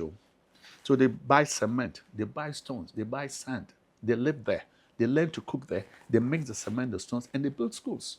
What will it take to bring some of these ideas into the public education in Ghana? Well, we are talking about it. So Someone should hear. When I see people doing big cars and they think they're education, I say, look, this car that you bring, this 4-wheel that you drive on, you can build 2 schools in your own district. I can say 7 dozen. How would you say that in heaven? Akasasam dosu. I'm a ganga now. It's too much. You know, we have people who come from poor places and they're all living in Accra to live an affluent life. But then they can adopt the same principles where they are. You know, so the teaching has to change. the teaching has to change, and also, look, education has to express your humanity. Your humanity means this. What is it that I can do to make other people's lives easier? And it starts as young people. By the time people have finished university and haven't done anything in their lives, all they are thinking about is how they can alleviate their poverty. Not help anybody. No, you see it around you, don't you? People don't come here to help other people. They come to help themselves first. So they want this party out so they can have the benefit. And then the other party in the opposition want them out so they can have the benefit. Charlie, I've been in this country since the colonial times. It's one after the other. I don't see any change anywhere. But what I'm saying is this. When human beings learn to give of themselves, it changes who they are as humans. Because, and then after they build these buildings, and I have videos and pictures that I can show you, then they go back to teach young people mathematics, to teach them how to read, how to write. They're giving of themselves. If you give such a person a position, that is how they've been raised to help other people. But these characters there, I don't know. Are you hopeful? You know, when you are an educator, you are doomed to be optimistic. I'm doomed to be optimistic. I cannot say that I'm not hopeful. If I say that, I will not be a teacher, because you never know what's going to happen. Look at what Patrick Aware is doing. Look at what Constance Swaneker is doing. Look at what Fred Swaneker is doing in Mauritius. And the university that is open in Kigali. I'm invited to all these places and I say, look, there's hope, because it's how we raise young people so that they take on the responsibility as bona fide human beings who are on the surface of the earth, not just to help themselves, but to extend themselves to other human beings. That will be our salvation. Is this why you left America in 1995? Let me tell you this. It came to a point where I've acquired enough, And I said, look, Ghana needs me. America doesn't need me. Ghana needs me. So I made it a point to come back home. And also, I wanted my children to be raised here. Then I had 2 girls. So we came and they were in Northridge Lyceum. One was in class 2 and one was in class 5. I wanted them to learn a Ghanaian language. I didn't want them to come back speaking slang. Because if you come speaking slang, people don't take you seriously. You have to know that once you are Ghanaian, you are African, and then after that, and wherever you want to go, that's your business. But then they came here and they learned how to speak Twi because their mother is Asante, So that was also part of it. But again, back to your question, I realized that I can be more useful here, And I'm glad that I've been here in a sense that I think I've been quite instrumental in a few things, There's some of enlightenment. I go to places where I see my students in big positions and so on, and it's very satisfying. I remember taking my mother to a hospital, Confanachi Hospital. In Kumasi. Charlie, this guy comes and goes, Mr. Haffer. I turn around and I see this big guy with a stethoscope and a doctor's robe. And I said, who are you? Also, you don't remember me. You used to teach me. Charlie, I was on the verge of tears. See, I don't know why I'm paying for day now. It's a big guy. And there was nothing they wouldn't do for us. So what I'm saying is this, we have to give of ourselves. We have to give of ourselves because we have no idea how the end is going to be. But the point is this, we have to learn to develop young people who have not had the benefits that we have had. There's a book called The Great Gatsby by F. Scott Fitzgerald. The first paragraph said, look, whenever you feel like criticizing someone, remember that they have not had the benefits and experiences that we have had. All you can do is to help other people to succeed. That is my mantra.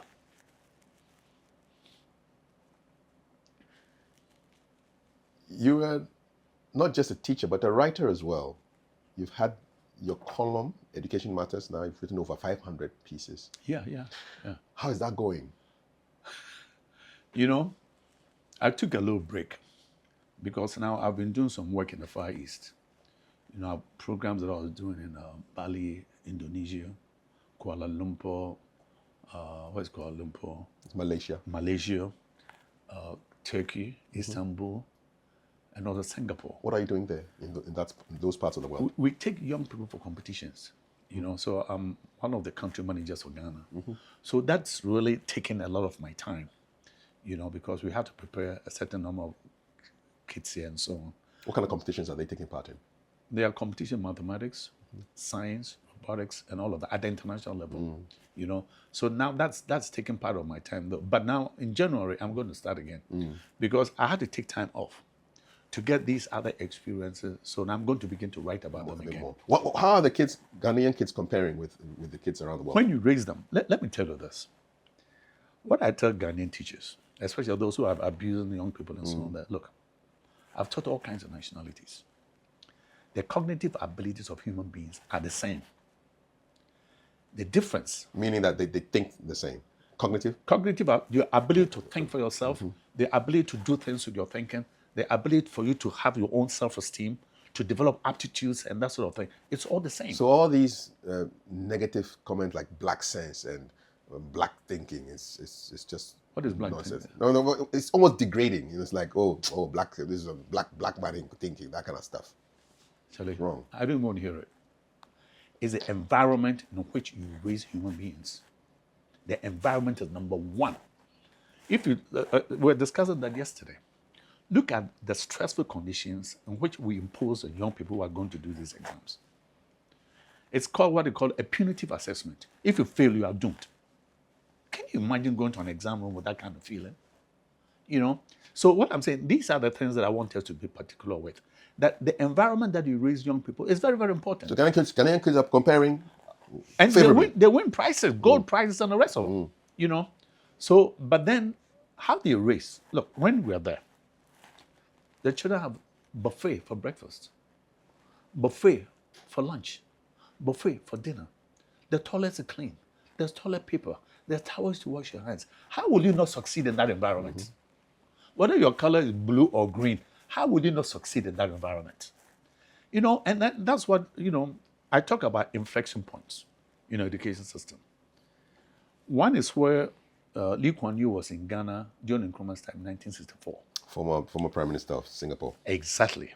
He looked at our syllabus. He said, what's wrong with these people? This is an agricultural country. You can produce food for everybody else, but here you are, schools like in France, studying Latin and Greek. Are you Latinos? Are you Greeks? What are you doing this for? And nobody wants to till the land because we want to be like the British. We want to wear a coat and stay in an office. He saw the problem from far. That was the inflection point. That's the first inflection point. That, look, we have to gear our curriculum a certain way. But then now you have people who study agriculture who are working in offices. And I asked myself, Ministry of Education, Ministry of Agriculture, what is it doing here in Accra? Move it to that front place. Move it to the north. Move it where they can be productive. Akasi Seminole doors. People want to be in big cars and to be seen in big cars on television saying big things. And for so being so. That's one. So that was the first inflection point. That we have, if you continue doing the same thing, the same way, you are bound to lose the same way that you lost the last time.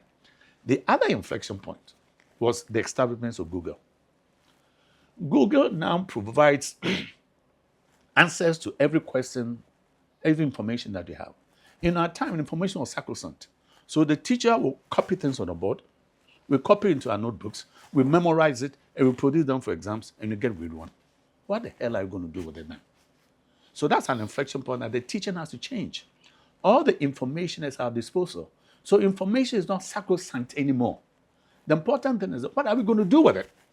You have every information under the sun. What are we going to do with it? And the funny thing, the joke is that give $10,000 to a Chinese man, and he will set up a fish farm. Who have not gone to school before? Give $10,000. Did I say dollars before? Yes. To a Ghanaian who's going to process to our universities, and they will write you a report on fish farming. I mean, do you see what I'm saying? Because we have not been raised to be doers. It's all about paper. It's all about paper. But then, this is not new. Kwejid Akre said that in 1925, before they set up Achimota School. 100 years ago. Yeah, he said, look, I forgot, it's been 100 years. Yeah, 100. He said, look, don't tell me what you know. Show me what you can do. So that was an inflection point there. There's Google that can provide all the answers, geography, mathematics, science, all of that. So now what are you going to do with it? Now, the third inflection point is AI. I mean, when I was in school, you know what they call simultaneous equations? A train leaves Takoradi to Kumasi, a distance of, let's say, 200 kilometers, traveling at 40 miles per hour. Another train leaves Kumasi, going in the other direction, traveling at 60 miles per hour. Where would they meet?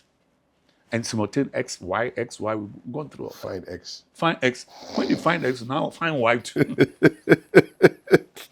You know, give that same information to AI. Charlie, Spit it out. There. Come on, man. Don't waste time. Yeah. You know, so all of that tells us that we can't do business as usual.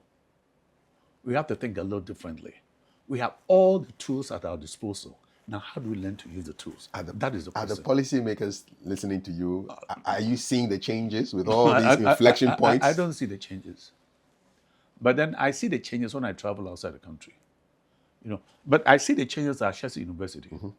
I see the changes at ALX. What Fritz Waneke is doing here, African leadership, X means it's exponential. Mm-hmm. Good.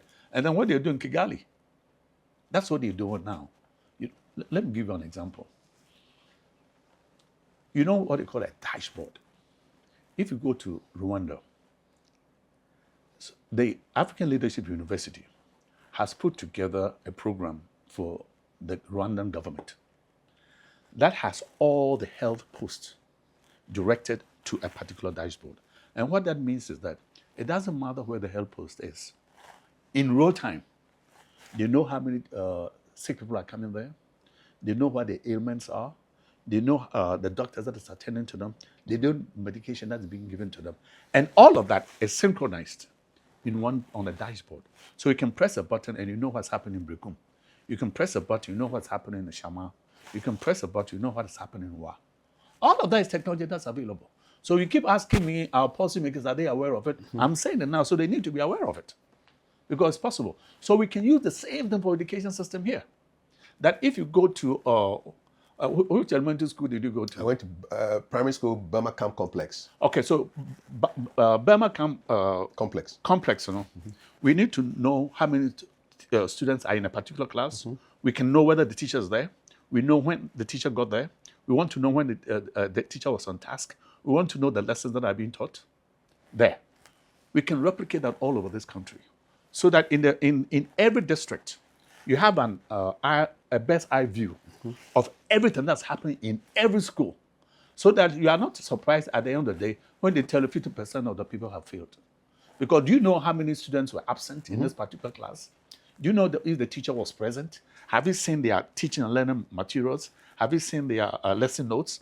Have you seen their schedules, course outlines? So supervision will change drastically because of technology. So you're asking me if the policymakers know. We are talking about it now. So they should come down from the high horse and begin to be practical. Were you surprised by this year's West African School Certificate? You know, let me be honest with you. Whenever the results come, my phone starts ringing from 6 a.m. So they want to know my views about this, you know. So for me, again, like I told you earlier, say 50% fail or something. Mm-hmm. There's a math scores were terrible. In fact, the scores were down on all the subjects. For me, I don't even want 10% of the people to fail. Everybody has to pass. But that's what I'm saying, that if we put together the right measures, then no one is left behind. Because the people who have failed, they have families, they have ambitions, they have dreams. You know, it's not numbers to me. These are human beings. They have mothers, they have fathers. What do you think about the rush of remedial institutions? What is that? So the places where people who bomb the exams go and they can guarantee grades for you. Life is such that if you fail once, you have to move on to next. You want to shake the dust off you and start again. There's nothing wrong with that. But what I'm saying is this: we need the proper means, we need the apparatus, we need the scientific tools, we need the IT tools that to make sure that we know exactly what's happening in every school in real time. And now we don't. We don't. I don't even know if they're thinking about it. But I'm saying this because that's what others are doing. That's what I gave the instance of the health post in Rwanda. But in every health post, and I went there. I talked to the people. I saw what it is. Whatever input that they put in there reflects in the main dashboard. So you can press a button, and you know what's happening in school A. You can in district A. You can press a button. You know what's happening in district B, and in class school number B. It's there. So we just need to. What doesn't get measured doesn't get seen. I like that. If you can't measure it, you can't see the progress. You can't see the progress. You know. So what I'm saying is this, Charlie. When you look at the allegations, you know, well, what the Attorney General is the monies that have been siphoned out of the country. Auditor General. Auditor General and the Attorney General. Look at the amount of money that they are talking about. Can you imagine if it were geared towards developing this country? I mean, do you see what I'm saying? So he asked me if I'm hopeful. These things have to stop. These conversations on hair and religion in the schools, are they a distraction or they have to be done? They have to be spoken about? Give me an example. So there's this whole Wesley girls and Muslim girls not being allowed to pray. Then there was also an issue of hair where this Rastafarian boy some time ago was being denied access to Ashwater School because of the length of his locks. That Rastafarian boy is a friend of mine. My guy. Yeah, he's a friend of mine. You know where he is now? He's unbelievable. He gets in touch with me. I forgot where he is. He's in the States. Yeah. Yeah. He's doing his degree. You know, there are two ways to look at this whole thing. Now, when we were in France, everybody's hair was short because I have to wash it very quickly. You know. When my two daughters were at Chimoto, I used to cut their hair low because they have to wash it very quickly and so on. And for me, it was expedient. So I don't want you to go and spend time there. Yeah, it's quick. Going through all that. Good. But then TIs is different. You know, in fact, they have a salon where, you know... Chima International School? Yeah. They have a salon They on have a campus? salon there. Okay. That's managed by the students. Okay. You know, to do the styling and all of that. The students manage it? Yeah. So they're working? Yeah, they're working. Because one day some of them will become employed in that particular capacity. Yeah, so start now. Yeah, so start now. So for them, it's not a big deal. But the point is that we have to situate these things properly, you know, where it's practical and it doesn't get into the, prevent anyone from keeping up with things and so on. So there are two sides to it. If you can do it, do it. If you can't do it, you have to be practical about it. And then the other thing is about religion. Again, also there are two sides to it. You know, we can't discriminate on the basis of religion, basis of lifestyle, and all of that stuff. All of that has to be taken into consideration. But I can also sympathize with the schools too. In Fansum, they made allowances. In Fansum, made allowances for the Muslim students where they can pray on Fridays. They made allowances for that, you know. And the headmaster is very proud when he talks about what is that they've done. You know, when we were there, the Muslims didn't tell us they were Muslims. So, like Ibn Chambers, he's Muslim. But we didn't even know he was Muslim. I think he even had a Christian name, you know, so to fit in the system. And the others too who are Muslims, but it's like they lived in a shadow. We don't want that. So I was proud when Infancy opened up for Muslims to have a place where they can pray and so on. If you don't want to go into the church, that's your prerogative. But at least there's something else. But all of that will need supervision, you know. So that's how I see it. We have to be open enough where we don't suppress people, you know. Infancy was started by the Methodist Church. But Infancy, the Methodist Church wanted to train clergy. So they didn't want to train people like me. No. In the beginning, that wasn't what it was. People like Casely Hayford, and Mensa Saba, they fought against it. That in Cape Coast, we need people who can do things. You know, we don't want everybody to be a priest. But it was set up by the Methodist Church, you know, to a point where the white ghost got pissed. So, okay, then if you guys want to manage it, go and manage it. And then with Mensa Saba and the rest of it, they tried. Eventually, they had to bring in a white guy. What's his name? Reverend Balmer. You know, but Reverend Balmer, no, he was Methodist but revolutionary. He said, look, I'm not here to come and raise you as Europeans.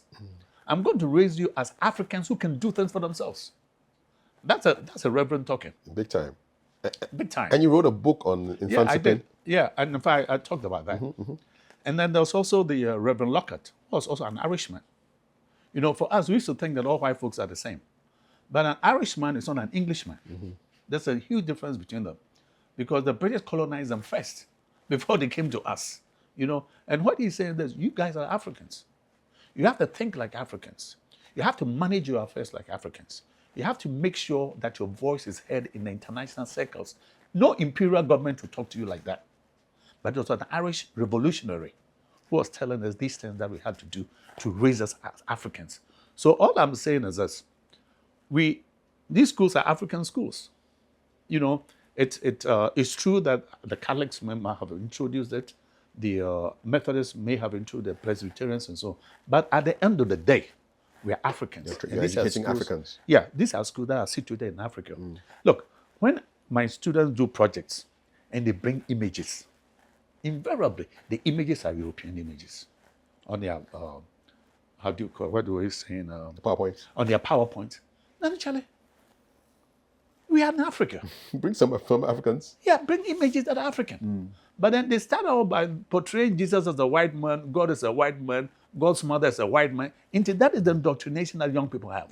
I said, look, in this class, if there are no right images, you create the images, create that content. Because we Africans, civilization started here. Don't get confused about it, you know. So these are the challenges that are going on, that we have to have the confidence in ourselves. And you know who comes to mind? Ephraim Amu. When Ephraim Amu wanted to introduce African songs in the church, Presbyterian church, it was the same African clergy who said, we don't want you here. His own people. His own people. He said, hey, Charlie, we can play Yamponsa. But it's one of these steamy sexual songs. Yes. But we can remove the lyrics and put God inside. That's all. You know, and then so that everyone can participate. Yeah, and relate. The reason why my grandmother lived next to the Catholic church and never went to church is because I said, "Casa what kind of mentasi?" You didn't understand what they were saying. Dominus. I mean, he didn't the Latin. Yeah, no. Abrofa will go to Neheni. I want to have a bit of you know, the white people who help to sell us. They are the ones who go teach me God. Never. That's my great grandmother. That was your grandma. Good logic. You know. So what I'm saying is this. Our Africanness, that's what Nkrumah lived and died for it. That seek is first the political kingdom. You know, make sure that your standards of living are high. Make sure that you are respected in the community of nations. See, that's an important thing. And then good to go. The rest is up to us. What do you think Osajifo would make of the education system in Ghana today? You know, two things about Osajifo. He set up the KNUST the way we see it now, so we can develop scientists who can do things. What Nkrumah said was this: we want leaders of great, we want thinkers of great thoughts and doers of great deeds. The great deeds, you know, Nkrumah's foresight and patience was Kwame Nkrumah University of Science and Technology, where we can begin to do things. And the University of Cape Coast said we're going to prepare teachers who will teach the rest of Ghana how we can raise people who can get things done. That's what it is. So when you begin to look at the establishments, Nkrumah's establishments, you know, who are those who are going to lead it? Those who are going to be processed through Kwame Nkrumah University of Science and Technology to get things done. Now, you know, sometimes the Chancellor Crown is not even a scientist, you know. But then this is it. Okay? I did some work in Tamale. And then flying over in the night, Charlie, millions and millions of light bulbs. Not one is produced in Ghana. Can you imagine? And then the meeting was at the University of UDS, University of Development Studies. So I wrote and said, Charlie, you people stop this studies business. It should be University of Development Applications. You study, everybody, they are doing this, still studying. And you have development in your name too? Yeah, and you have development in your name. University of Development Studies. How long are we going to be studying? And frankly, if you look at the universities here, they're all archaic. These traditional universities, there's no use for them. Charlie, who employ you because you've been sitting listening to lectures? First year you are listening to lectures. Second year you are listening to lectures. Third year you are listening to lectures. Fourth year you are listening to lectures. They've stuck a certificate under your armpits. Now go and find a job. When you go there, they ask you, What have you done? What experience are you bringing on board? So Charlie, I was listening to lectures. That should really inform us that the system that we have is mostly archaic. What is it that we can do?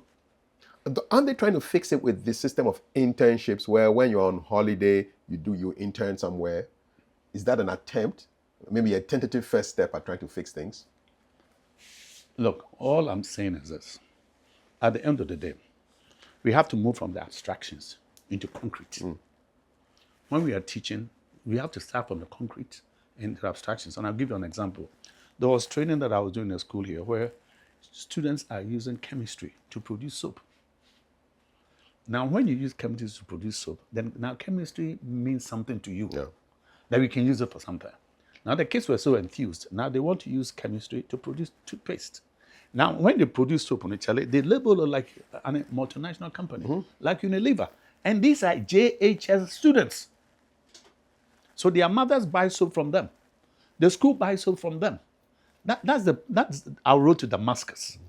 That you have to start doing something, and the earlier, the better. And keep it practical. And keep it practical. Now, chemistry means something to you. Yeah. So this person now will take you to the highest level, but at every level, the question is this: what is it that I can do with what I'm studying? That's very important. What can you do with what you're studying? If you can't do anything with what you're studying, then think about something else. Do you see what I'm saying? Yeah, I do. I'll give you a brief example. I was at English outside, just observing a class. It was a primary school class. They were talking about germination, pollination. The teacher drew a corn plant, and just outside was a cornfield. And I'm thinking, why don't you just go into the cornfield? Start there. But he was drawing it.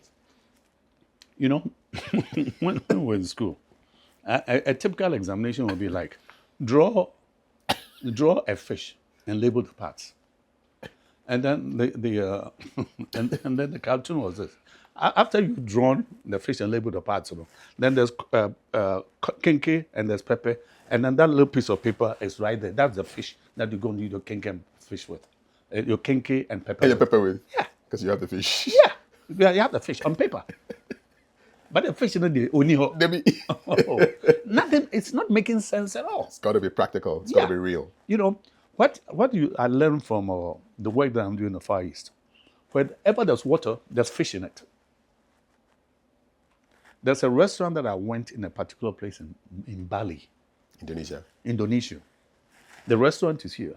Right next is the rice field. So the food is cheap because they produce it right there. Yeah, your rice is there. Your rice is there. They will go and farm with you so that you find a way to bring the rice to the table. It's all there. Did you go to any restaurants where the fish is actually there? You can see it and you can point. It's all. I want this fish. It's all there. It's all there. They are not going to import. No, it's right there. Look, I was in Vietnam, Ho Chi Minh City. Ho Chi Minh City? Actually, about 2 of us, we are eating everything. The bill comes to $9. Describe what was on the table. Look, everything is steamed. There's chicken, there's duck, they eat a lot of vegetables. And in fact, I got hooked to it. To be honest with you, when I came back and measured my cholesterol has gone down. One trip to Ho Chi Minh. Yeah, because they don't use oil. No, steamed. Everything is steamed. And if they use oil, very minimal. You don't feel the oil on your tongue. Greasiness. Greasy, you don't feel any of that. $9, the 2 of us, including the drinks and everything, $9. Capital, what used to call Saigon, because they produce everything. That's where we are. But we have to import everything.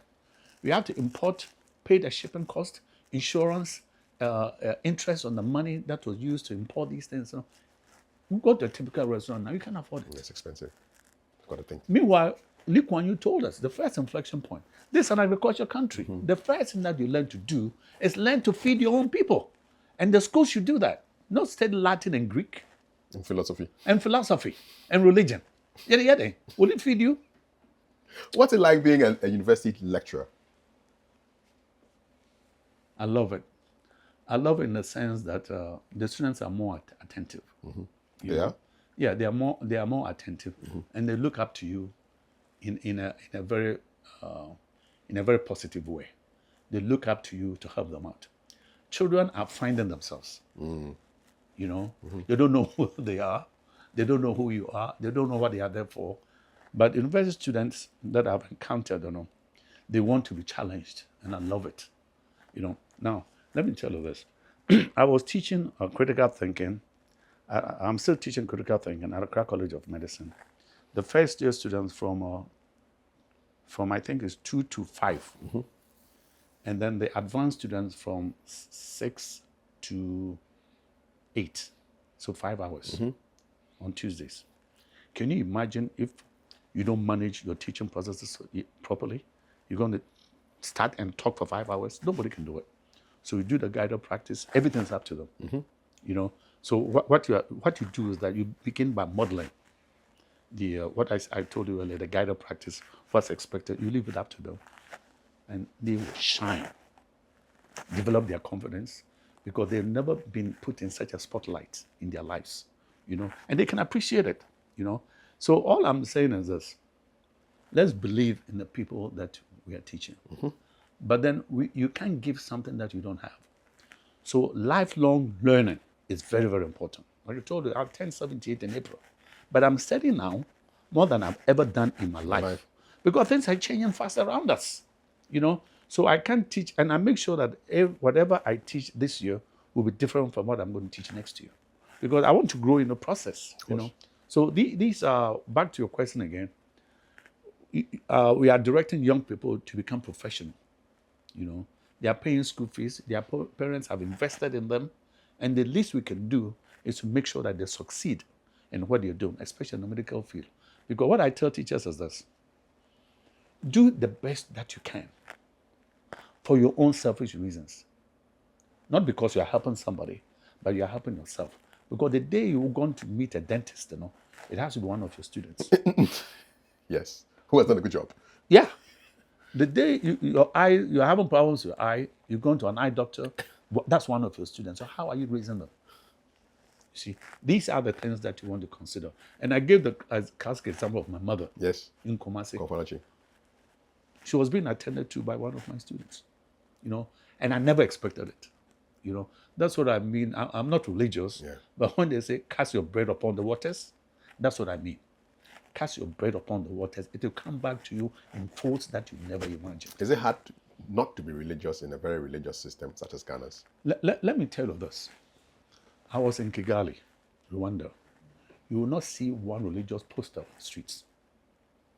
All you see is that the streets are clean. Even where there are open gutters, the gutters are clean. I've never seen that in my life. You go to Singapore, it's the same thing. You go to Kuala Lumpur, it's the same thing. You don't see these religious prophecies, that God is going to do something for you. Whatever God wants to do for you, He's done it for you already. You've got 2 hands. You've got 2 legs. You've got a brain. Now apply it. What they say that God makes trees. God does not make tables. These are the things. But see, people believe. Say, pray without ceasing. Pray in the morning and then move on. You see what I'm saying? You're remixing the Bible. Yeah, but the point is this. What is it that you're going to do to glorify your own maker? What is it that you're going to do? When did God tell you, I want to hear you singing? Or say hallelujah and the rest of it? You get up in the morning and pray and thank God for you being here. Now move on, do something, clean the environment. I see these churches sitting in dust. The gutters are choked. And people are dressed to the nines. Now, so you're going to walk in the mud? What is it that you're going to do in that environment? So what I'm saying is this. We have to be careful because we believe that God is going to provide the miracles for us. The miracle is what I saw in Kigali. Not a piece of paper on the floor. Now that's a miracle. And it wasn't created by God, it was created by the people themselves. Right from the airport to any of the hotels, you won't believe it. Charlie, they don't sweep the hotels, so they mop the hotel floors. Are you with me? I'm with you. Yeah. 100%. This right here in Africa. And you will not see one billboard about crossing over to anything. You are crossing over in the morning to go to work. You know, so these are the things that we really need to begin to understand. That God has given us everything. So what are we going to do with it? We're going to ask Him for more? We are being greedy. And He's not minding us. You see? If God is not minding you, then you realize that everything that we need as human beings, we have. The idea is not to be religious. The idea is to be spiritual. That respect the person that you're with. Be honest with the person that you're teaching. Be honest in your dealings. Don't steal from other people. I don't need religion to tell me that.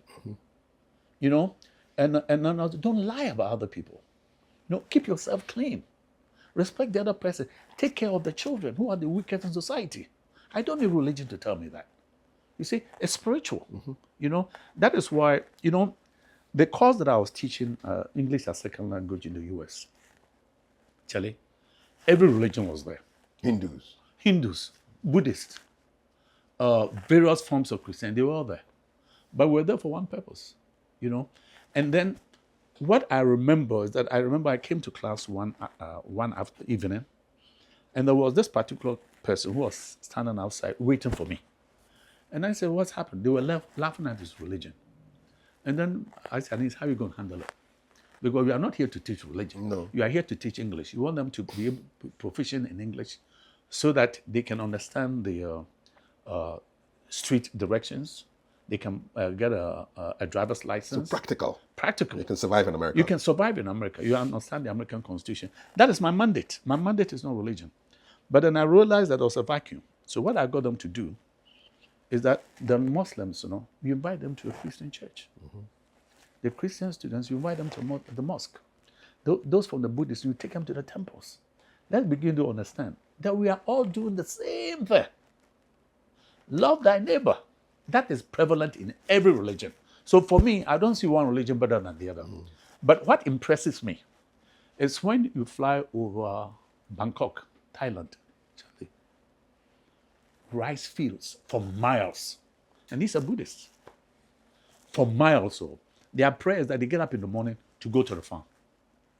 And then it's they have a scientific way of doing it. See, the Buddhists are very practical people. You know, they don't depend unduly on machines. They have ways of harnessing nature, you know. And for miles in the air, all you see rice fields. They're not going to buy it from you because they're going to grow it themselves. We're actually eating some of their rice in this country. You see it on the billboards. But they don't pray to do it. No. They are in the rice fields. That's the prayer. That's the prayer. Now, in Kuala Lumpur, when you fly towards the airport, Charlie, palm trees. Miles and miles. I have them all on video. Whenever I travel to this place, I like to sit by the window. Document it. Yeah. Oh, I have thousands and thousands of footage here. We have to put some of these things together. One time. And then you see that that's their prayer. The palm. Their prayer is, what is it that I can do? That's the prayer. What is it that I can do? It's not what a song that I'm going to sing for you. It's not how many hosannas and hallelujahs that I'm going to sing for you. What is it that I'm going to do with God-given hands? See the difference? One time. And God blesses these things. You know, so that's my prayer for this country. That we need to learn to fend for ourselves. You know, we need to learn to do things for ourselves. We need to respect each other. We should not be cheating each other. Those who are in management positions, you know, don't steal from the government. Because at the end of the day, it affects all of us. You have one person who's selling for Accra Forest. Why? How do you call Accra? Yeah, Chota Forest. Yeah, Chota Forest. Why? Why? What do you need? And they get away with Sakomono it. Lagoon. And then they go to the church. The front row is for them. We are them. The seller of the forest. Anyway. Can I say an amen to your prayer? The prayer where we have to work. Amen. Amen to that. May Allah be praised. Amen. Couple of quick questions before we wrap this up. What changes first, policy or teaching? I would say teaching is very important.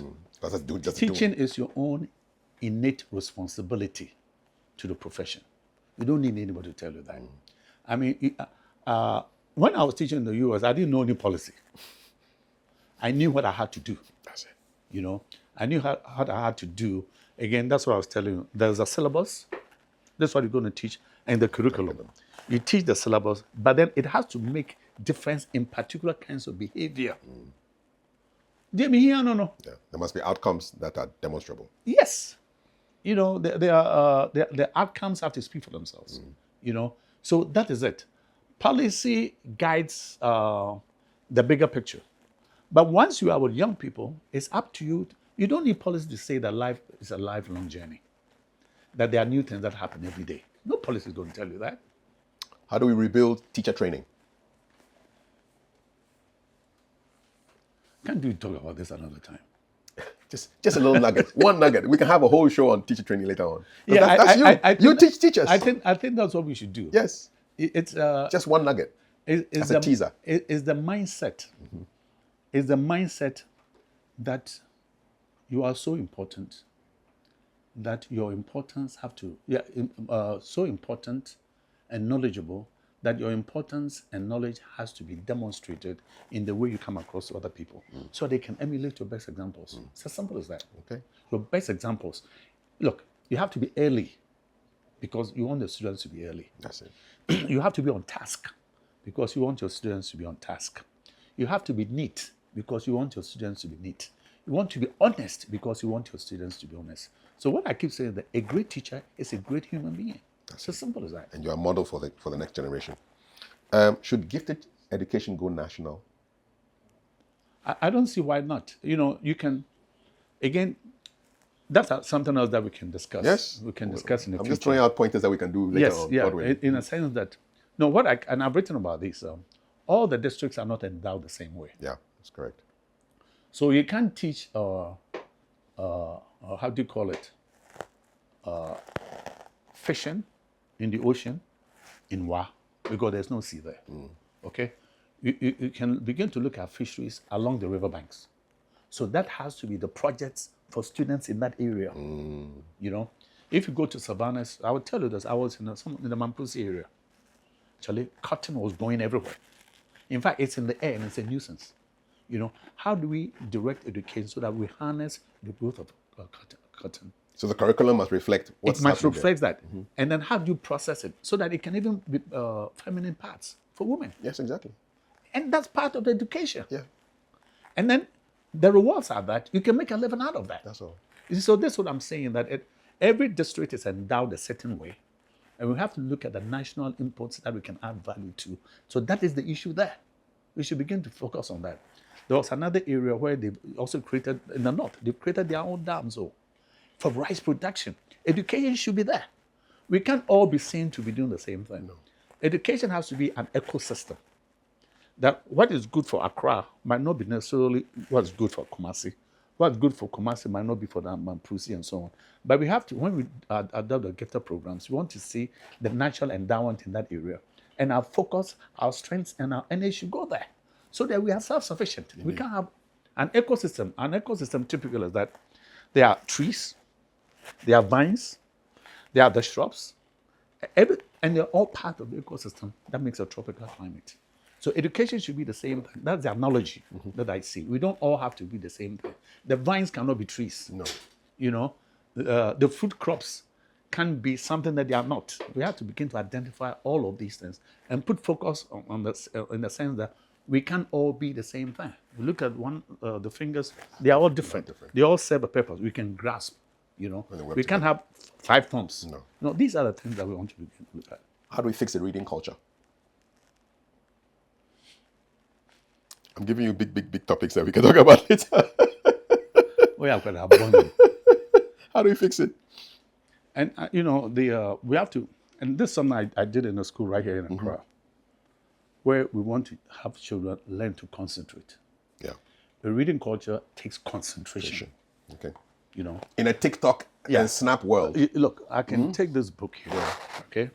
I can take this book here. I'm not going to read all of it. Yeah, what's the title? Yeah.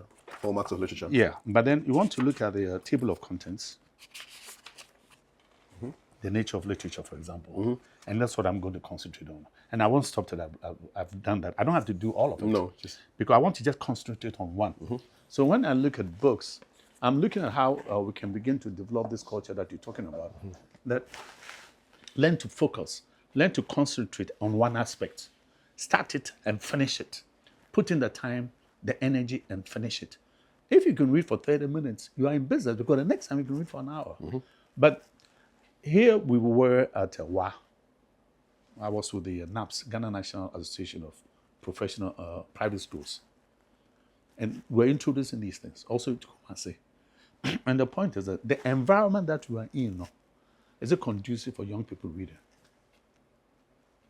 On Saturdays in Kumasi, where is the peace that a child is going to have to sit somewhere and read?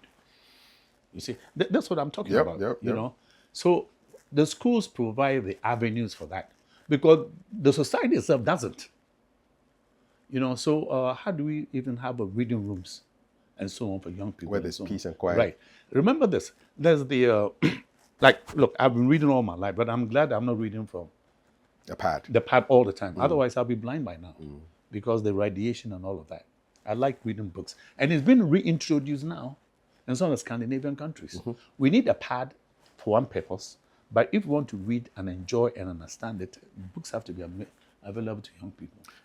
I'm just remembering your stories in primary school, and leadership training was actually being developed there with the things that you did. Would you love to see all that happening right now? It should be. 100%.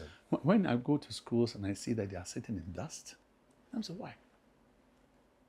Because the wind blows. The reason why we can't also have libraries is that the wind blows and the dust is in the classrooms. We have to control the environment. Yeah. So for me, every curriculum should include how we manage the landscape. The environment that you are in, how are you going to manage it first? That's number one. Depending on where if you're in the forest area, how do you manage that? If you're in the savannah, how do you manage that? All right. Coastal. How do you manage it? How do you manage the environment? If the deserts can bloom and we're in a tropical climate, we can grow things that to control the dust. You see, children are beginning to accept that discrepancies are normal. They are not normal. That's the part that hurts me. Yeah. You know, normalization of the abnormal. Exactly. Oh, there's a book by that name. No, I didn't know. Okay, I'll have to find one for you. You know. So we shouldn't see the abnormal as normal. That's the point. What should government stop doing as far as education is concerned? They should put the money in the school system, not in private pockets and big cars. But they need to know, look, these people travel. Don't they see? I mean, we're talking about minister of this, head of state of this. They travel, don't they see? Look at what's happening in La Paz. What's happening in La Paz? The streets are now, everybody's hustling, half of the street is blocked. Pavements. I mean, don't they see how others are managed it? Singapore used to be like that. Yeah. And Lee Kuan Yew said, who born dog? We are not going to be a community of, he said, we are rough and ready. You see, we don't want that. We want structures. So where people were selling everywhere, and you go to Singapore now, they've carved a place for them, and it's become a tourist attraction where they do the kebabs, the shrimps and all of that. Street food. Yeah, street food, but it's enclosed. It's enclosed, yeah. Controlled. Yeah, controlled. We can do the same thing here. So all our suya guys and things must go into a controlled area. I mean, what I'm saying is this. Control it. Yeah. We can't, let's not stop you from doing what you're doing. That's how they make their livelihood. But we have to situate them properly. You know, not in the street. The street that people are selling, someone is driving at 40 miles per hour and someone is trying to cross to sell something. It's crazy. It's crazy. And yet. At all. And yet, these people, they travel. They see how others are doing it. They don't need me to tell them. They travel more than I have. And they go free with government allowance. They don't need me to tell them. Business class. Business class. What bad? Nothing. Why? You know? It's more thing. Wickedness, right? How would you say it in ever? It's more thing. Huh? Wickedness. Yeah, it's more thing. Yeah, it translates to the same. Yeah, it's more thing. Hardness of the head. Hardness of the head. Why? Let me tell you, success, and I want this to be clear, success is not what you do for yourself. Success is what you do for others. We have to understand that. I don't have to go to church for that. Success is not what you do for yourself. Success is what you do for others, so that visibly you can see their standards of living improve. That is your road to heaven. It's not what you're doing for yourself, what you're doing for others. You know, what I'm saying, I mean, look, you won't find me singing songs and that sort of thing. But if there's heaven now, my role is defined for me there. Because I know one thing. Whatever you do, make sure that you're doing it for the benefit of others and not for yourself. That's very important. What should parents start doing? I'll tell you this. When we live in the compound house, you know, this, I want to see how old you are. There are these Yoruba women, up in Pim store, they used to have this something on the head. I don't know, a big shield, a headband, big one. And they sold everything. So sardines, Destry blue. You know what Destry blue is? No. When you wash white clothes, you add a little bit to the water. To make it whiter. To make it white. Just sardines, goby, tomatoes, everything else. But then when they come to the compound house, there are those who can pay cash. And there are those who don't have money as of present. So they buy on credit. But the Yoruba woman will come for the money. When they come after 2 or 3 days, parents will tell the child, catching them in your... Tell them I'm not there. Tell them I'm not there. If that's how you want to raise your children, so that's what parents should not be doing. You want to be honest.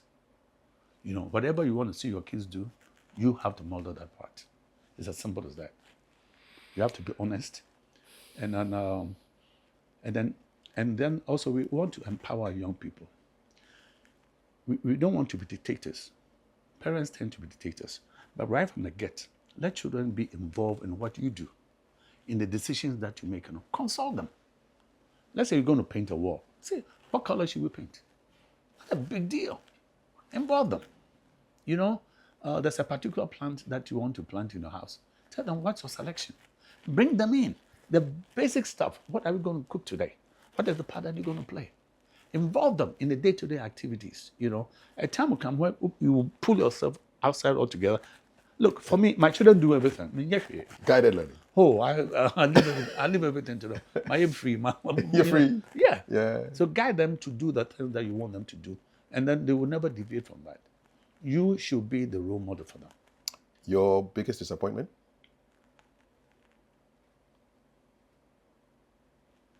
My biggest disappointment.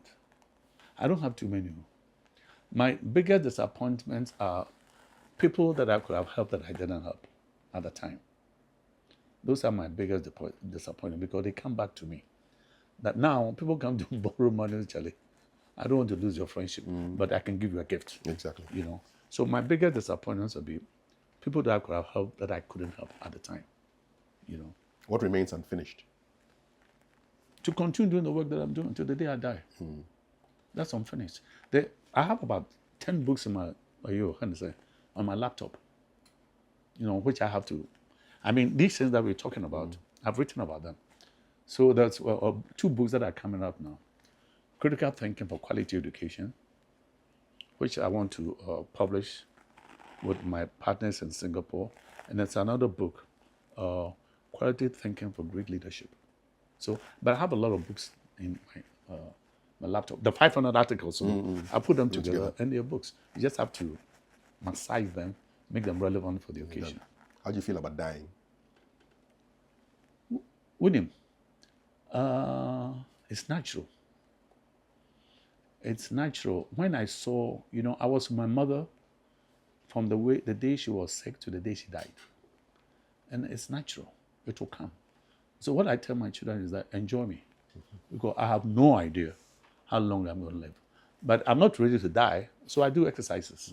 You know, I make sure I'm eating the right stuff. I pay attention to my body. I walk around here. You know, I want to make sure I'm fit and so on. But when it comes, I'm grateful that I had the blessing of living, you know. But, you know, I think it was Nelson Mandela that says, it doesn't matter how many years you live. It's the life that you put in those years. Once you feel accomplished that way, it will pass all called. Not a big deal. Your proudest achievement? Raising my children. Yaba, first one, they are the ones that I brought here so that they can learn to be Africans and Ghanaian. Went to Harvard Graduate School. I was very proud when she graduated. The second one, Essie, she went to Harvard Kennedy School, Graduate School. I'm so proud of it. The last one, Charlie, she got scholarships to many universities and she selected Smith College. You know, I don't have to pay a penny. So these are my children. My children are the ones. And also my students. When I see them, Charlie, doing great things, I say, wow. You say God no day. God day, Papa. Mr. Haffar, it's just been a joy talking to you. Thank you. I've really looked forward to this conversation. I'm so glad that I got the chance to just hang with you. Is there anything that you want to say that you haven't said yet? No, we've said everything. But come again, huh? I will. I'm really proud of what you're doing. I saw you at the beginning of your career, you know, and I've watched you every step of the way.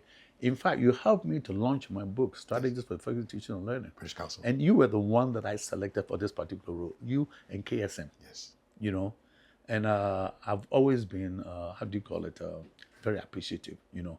But this podcasting, let's take it to another level. There's a lot that we can do for this country. And now that we have the technological means to get things done, let's hook up and look at other things that we can do in terms of informing the nation where we should be going, where we've gone, how we have to do the correctives and so on. You know, I feel that I've been blessed in my life, where I'm in a position now where I can share my experiences. I don't have money to give anybody, but at least I have some ideas for education in this country. I have ideas for how people can parent, how parents can be good parents.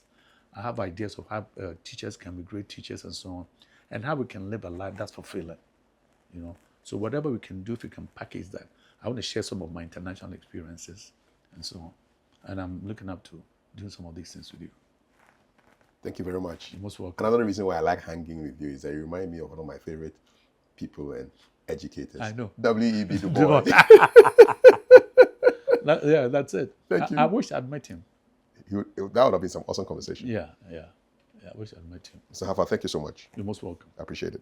Thank you. Hope you enjoyed the conversation. Let's see the action in the comments. And if you haven't subscribed yet, please do so.